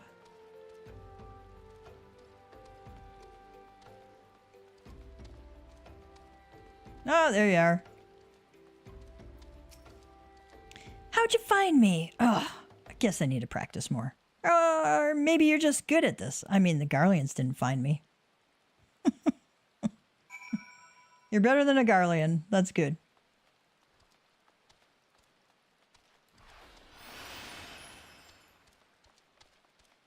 There's Spheregeim in all her Sartorian splendor there. Sartorial splendor. I don't know where Sartorian came from. Hozan, Wonderful. All the children are counted. Hide and seek. Ah, I see that you are curious. It's quite simple, really. Lady Yugiri thought it best that the children know what to do in case the Garleans found us. I should hope that those days are behind us, but I nevertheless take comfort in knowing that we are prepared.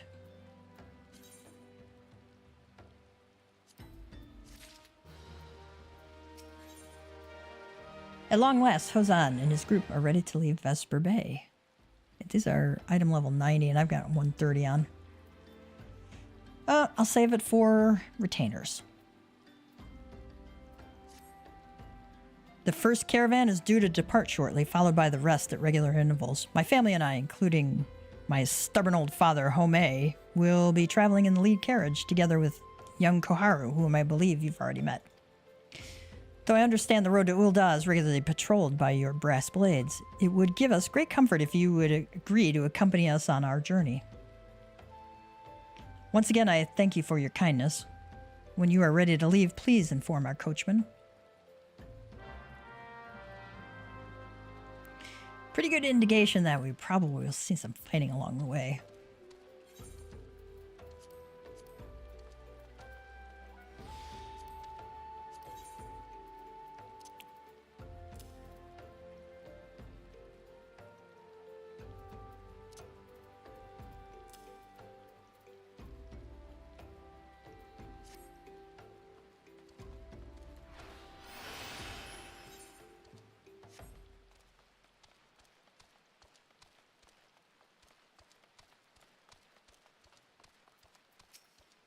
Home says, fascinating creatures. Whence did they come? Hozan. These reports of a great beast on the road to Ul'dah are most troubling. Oh, yeah. We're going to see some fighting along the way. Grandfather is so lucky. These horse birds smell terrible. I guess Grandpa gets to sit in the back away from the chocobos. Oh, it's just so fluffy. Fluffy. We like the bird because it's fluffy. Well, you know, that's as good a reason as any, right? Iron Coachman. Eager to be off, are you? Well, I was meaning to have a word with you about that. Runner from the Blades says we might have a problem. Fierce-looking beastie's been sighted south of the bridge to Hammerley. Might be as someone's eyes are playing tricks on him, of course, but it don't pay to gamble in this business. Now, I know you can handle yourself in a fight, but this here's another story. So I was thinking you might go on ahead and have a quick look around, make sure the area's safe like, and if you come across anything dangerous, you know what to do. When you're satisfied the way is clear, meet us outside Horizon. The Blades tell me the road there's safe, so I reckon we can make it that far on our own. Assuming the self-same bastards don't try to rob us, that is.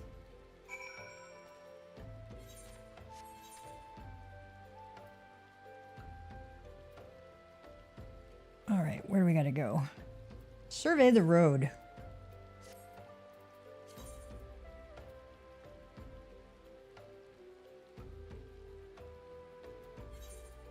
Oh, we'll just fly... teleport over there and then we'll fly south.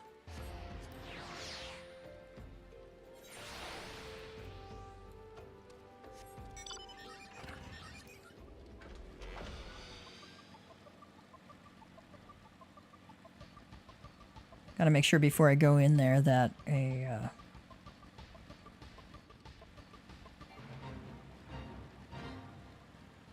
I got my chocobo out. Oh, he's only got 1 minute left. Okay.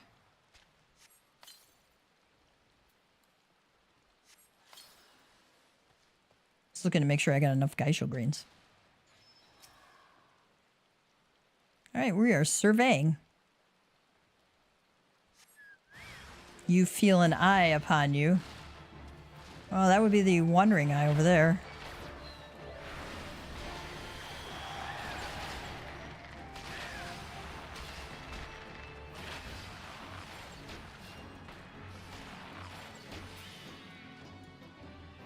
Look at that. You feel an eye upon you.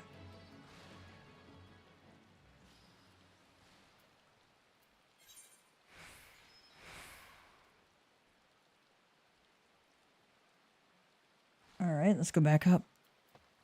talk to him again.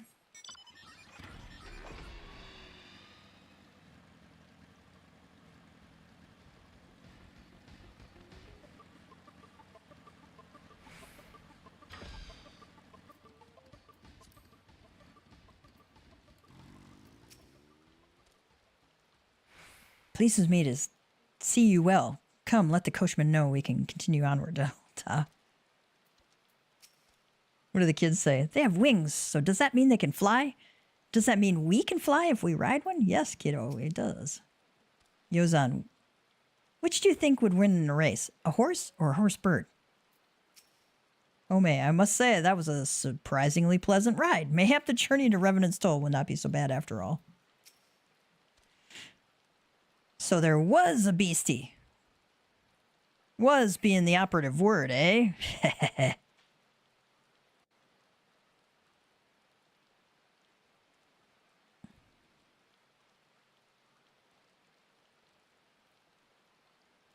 Well fought, sir. Well fought. Ah, if only I were in better health, I should have been proud to stand at your side. Home says, pay my son no mind. He forgets that his responsibilities preclude acts of daring do.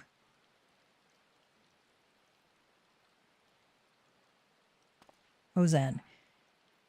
Be that as it may, I cannot help but envy you. Had we been able to call upon heroes of your strength and skill in Doma, things might have been very different. Maybe not, considering who they were up against. But we cannot change the past. Those who fought and fell are forever lost to us. Home says, lost but not forgotten. Lady Yugiri's kinsmen least of all. They fought fiercest, though they knew full well it was in vain. She has every right to walk away, yet she chose to stay. Food, shelter, the promise of a better life, all this and more we owe to her. How does one even begin to repay such a debt? In kind, Father, to she who has given everything, we shall give our all. Whatever work there is to be done, we shall do without question. Ditch digging, bricklaying, it matters not. Revenant's Toll will grow and prosper by our hands.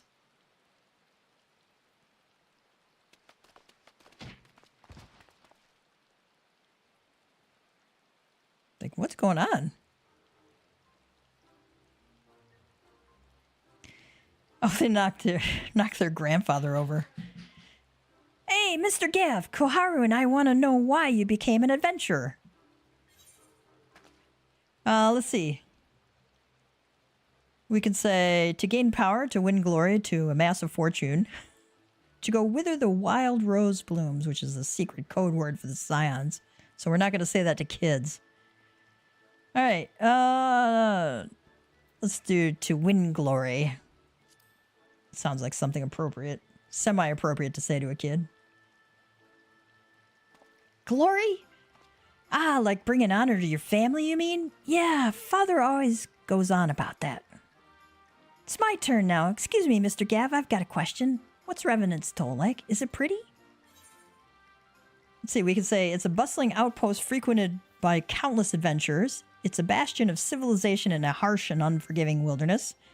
It is home to the Scions of the Seventh Dawn. It is a stone's throw from an imperial castrum. Do we really want to say that to kid? Sure. Let's see what it says.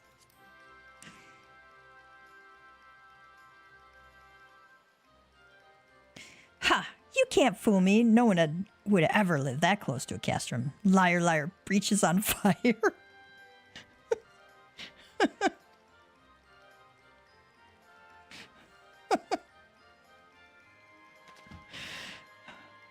Enough, Koharu.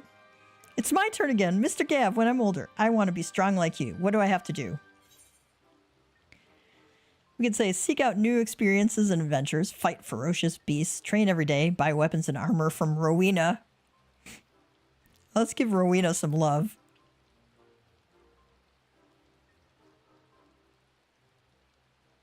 Rowena, is she nice? Are her weapons cheap? I don't have any money at the moment, but my father might. I'll have to ask him. All right, Hosan says. That's enough questions for Mr. Gav. That's not fair. Why does Yozan get to ask 2 questions? I want to know about adventuring just as much as he does. Just one more, please. Do you think I could be an adventurer like you one day?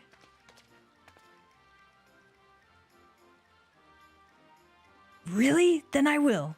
Thanks for the advice, Mr. Gav. I won't forget it. I'm going to be an adventurer, too. When we get to Revenant's Toll, we'll make an adventurers guild for Domans.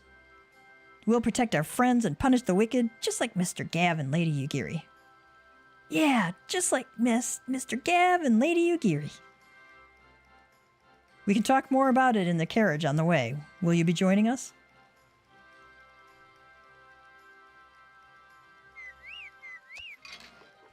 So, we gotta ride with him.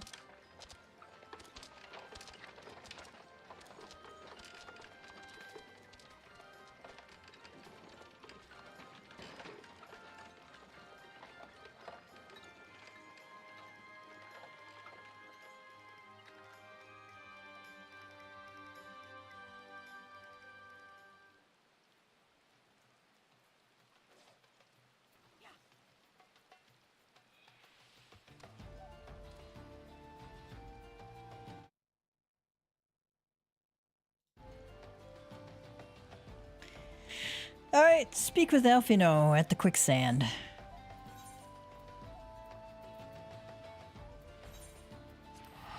I'm too lazy to go run up the stairs, so I'm going to quick travel.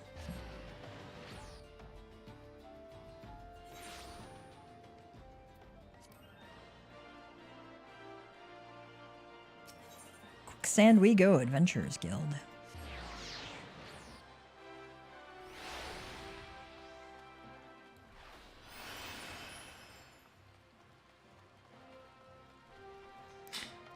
It's been a while since I have done a lot of these quests, so it's kind of fun to see what we got up to, like 3 years ago. Yugiri, I pray they do not grow too accustomed to this treatment. It is a welcome respite to be sure, but a far cry from what we can expect in Revenant's Toll. Has the first group arrived already? Wonderful. Pray inform Master Alfino at once. Kasasagi? We welcome your return, Master Tia.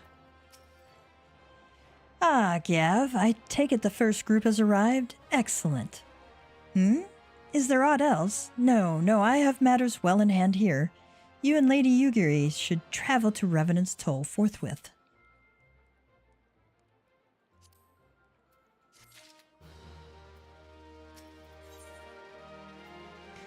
Alfino would have you and Yugiri depart for Revenant's Toll without delay. It is past time Lady Yugiri met with the guild representatives in Revenant's Toll.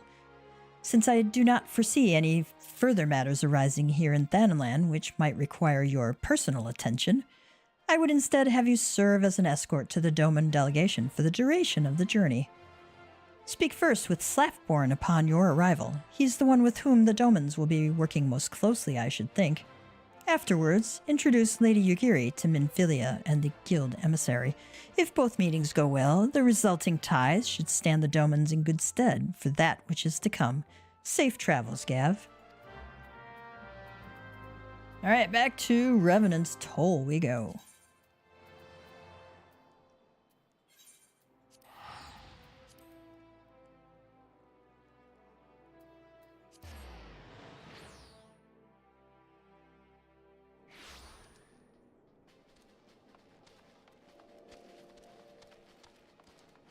Speak with Slafborn.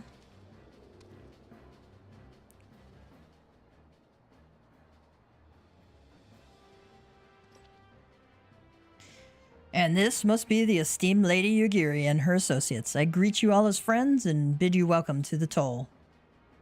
I hope you do not find our dearth of fineries off-putting. Poor though we may seem, we have a wealth of spirit and camaraderie to spare. You see, race and creed don't enter into it here. We welcome all sorts, provided they are willing to earn their keep, of course. Yugiri says, We are no strangers to hard work, Master Slafborn. You may rest assured that we will carry out your orders with due diligence. Slafborn adds, Oh, not for a moment did I doubt your commitment, my lady. Pray understand, I give the same speech to all new arrivals. And you needn't bow your head or call me master either. We are both frontier hands as far as I'm concerned. As you wish, Slaftborn. May this meeting mark the beginning of a long and fruitful relationship.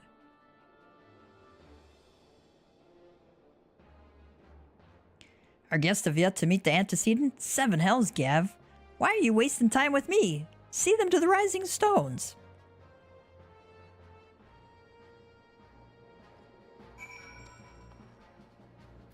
Yukiri's...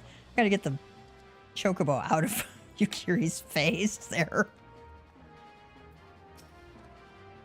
To whom much is given, much is expected.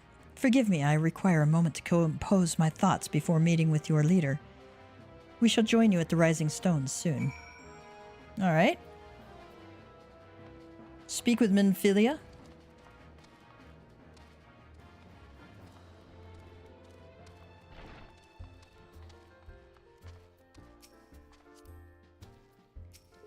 Alice. Simply to die for. Alice would ask you to speak with a troubled patron. Ah, well, if it isn't Gav, just the adventurer I was hoping to see. Do you know of the blacksmith, Egenolf? He's quite an accomplished craftsman. In fact, anyone who's had dealings with Rowena is sure to have come across his creations. It's always been a pleasure to have him as a regular here at the Seventh Heaven, but he's been quite irritable of late, practically drowning in his cups besides. I fear his recent work, or perhaps the lack thereof, may have something to do with it. This may seem but a trifling matter to someone as traveled as yourself, but it would mean so much to me if you would speak with him. I can think of no one better to offer him a word or 3 of encouragement. Well, let's go talk to Minfilia.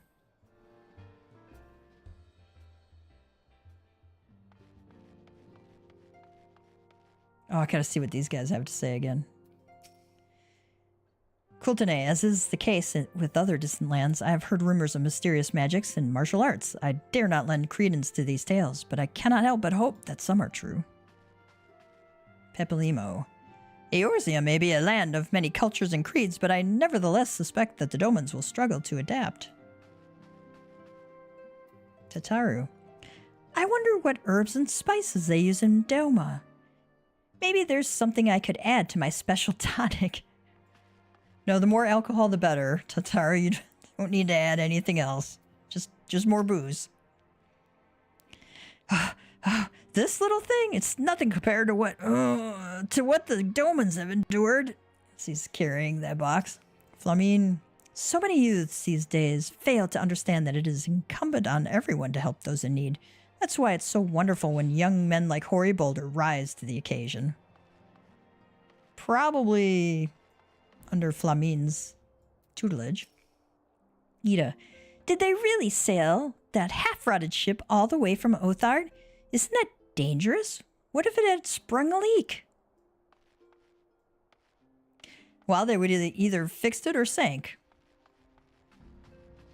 It's 2 options there.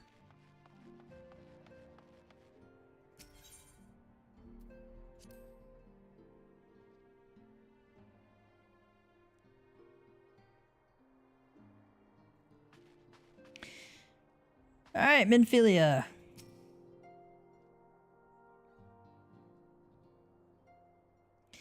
"'Tis no use. Our attempts to reach the students of Baldessian continue to meet with failure.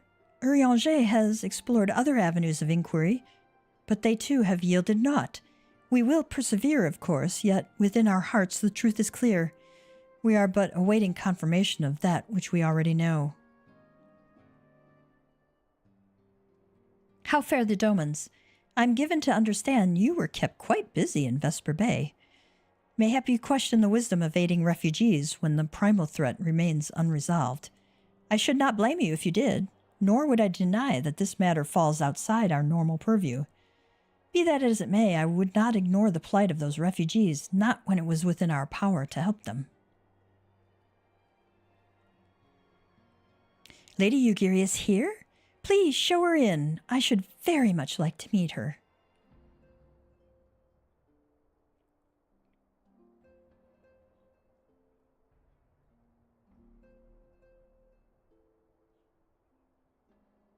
We all nod.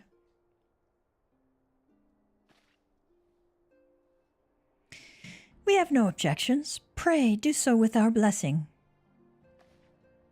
Yugiri says, Your answer pleases me beyond words, my lady, but are you quite certain? We have no way of knowing how many might answer my summons. In the event that Revenant's toll could not accommodate us all, we would need to find an alternative solution.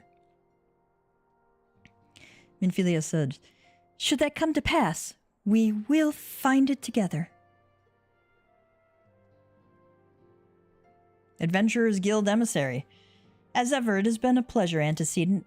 Alas, we must take our leave as the first carriages are due to arrive at any moment. Should you require aught else, pray speak with Slaftborn. Lady Yugiri? Gav?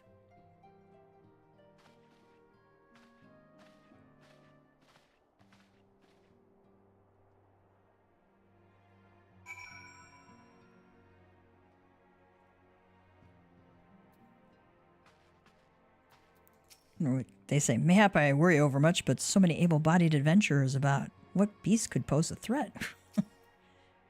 I dared not give myself to hope in full, but for the first time in many moons, I am willing to do so. Yugiri, I am amazed that none here knew of the War of Succession until we arrived. Have you truly heard naught of what has transpired? Well, maybe you could fill us in.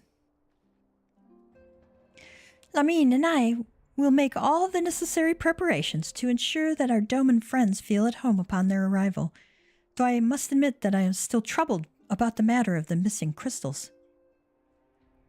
Y'shtola should be returning anon with a report from a field. Mayhap you could wait here and speak with her upon her arrival.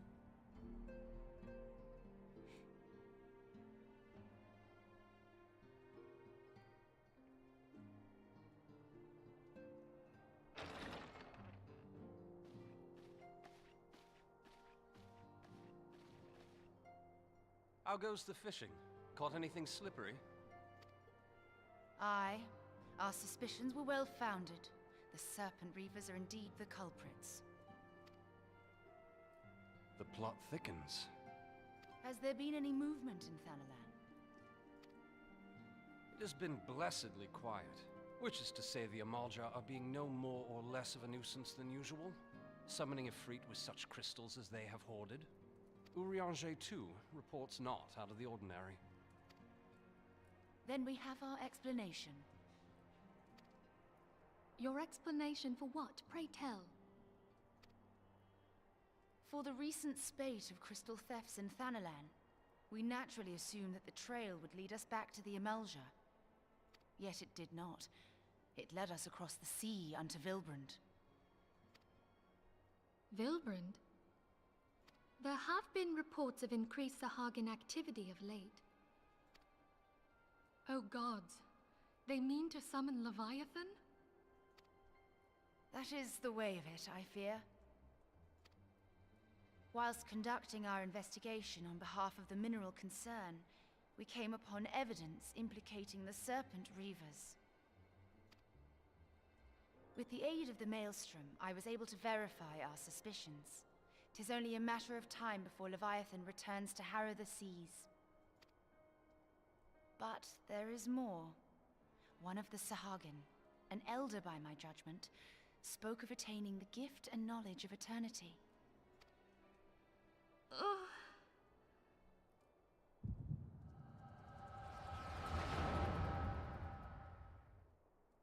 Oh, we both got the echo hitting us. Such a disturbance in the ether. If I did not know better, I should think this device defective.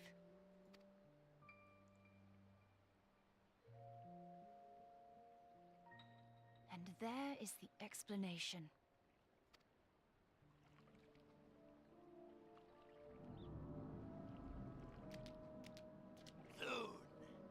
Soon it shall begin. Our Lord shall rise midst surging waves to wash away the finless ones. And I shall be granted the gift and knowledge of eternity, and with the emissary stand equal. Then shall I know no cessation, no oblivion.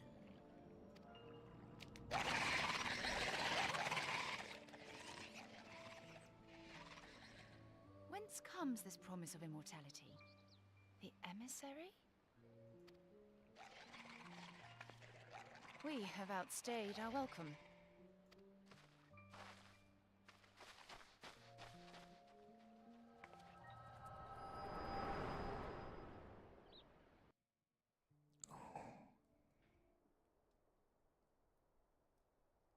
The gift and knowledge. Are the two of you quite well? You shared that vision, did you not? Even before the Sahagin made mention of the emissary, I recognized Elidibus's words. He is behind this. But surely it is not within his power to grant the echo. My lady, unless we act swiftly, Leviathan will rise again. The Admiral has already requested that we intervene to prevent this. Failing that, we are to attend to the Primal's extermination. She will have our full cooperation. Let us make haste to Limsa Lominsa. I mean to play a part in this mission. Tataru, pray, take charge in my absence. My lady, are you sure this is wise? I am aware of the risks, but there is something I must see with mine own eyes. The true nature of the echo. Very well. I shall not stand in your way. On the condition that you permit me to accompany you as bodyguard. Your company is ever welcome, Thancred. He has a crush on her for sure. I take it something ill is afoot. Aye, a Primal is about to be loosed upon Eorzea. Primal? A godlike being whose very existence is a bane upon the land. We scions of the Seventh Dawn are sworn to put an end to their kind.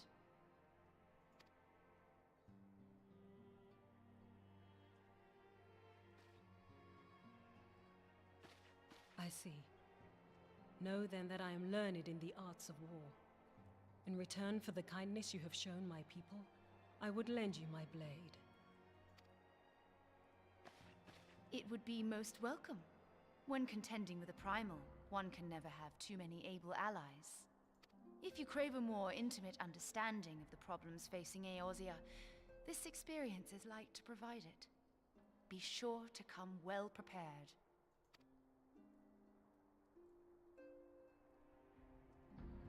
Not a problem.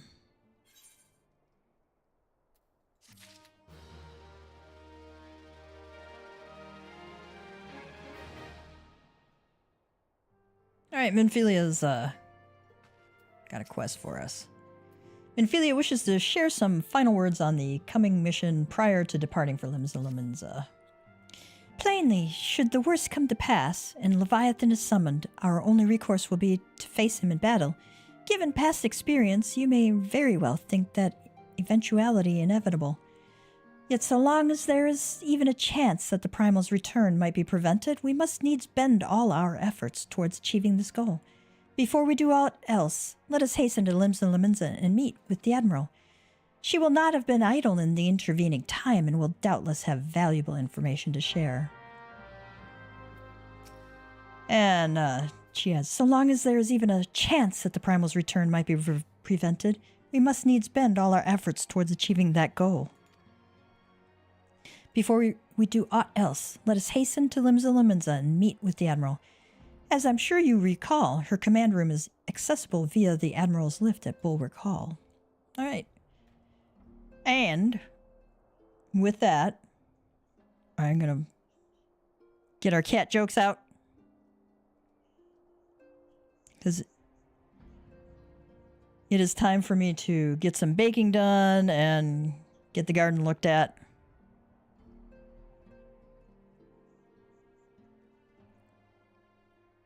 Oh no, what happened to my cat joke page?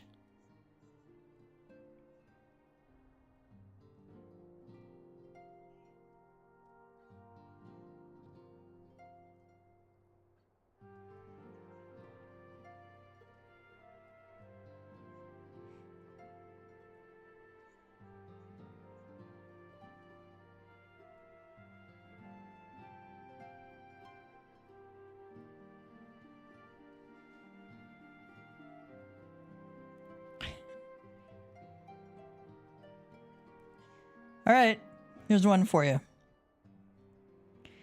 Did you know that dogs can't operate an MRI machine at a hospital? But cats can. Cats can. All right. Right, cats and kittens? We're going to leave it here for the time being, and I hope you have an awesome rest of the weekend. As you prepare for any holidays, I hope you have a great time with family and friends. And I'll be around during the holidays too. We're doing low key this year. Gonna have some friends over. I'm really looking forward to that. So, cats and kittens, you have a great evening. Mama Cat Gamer is signing off.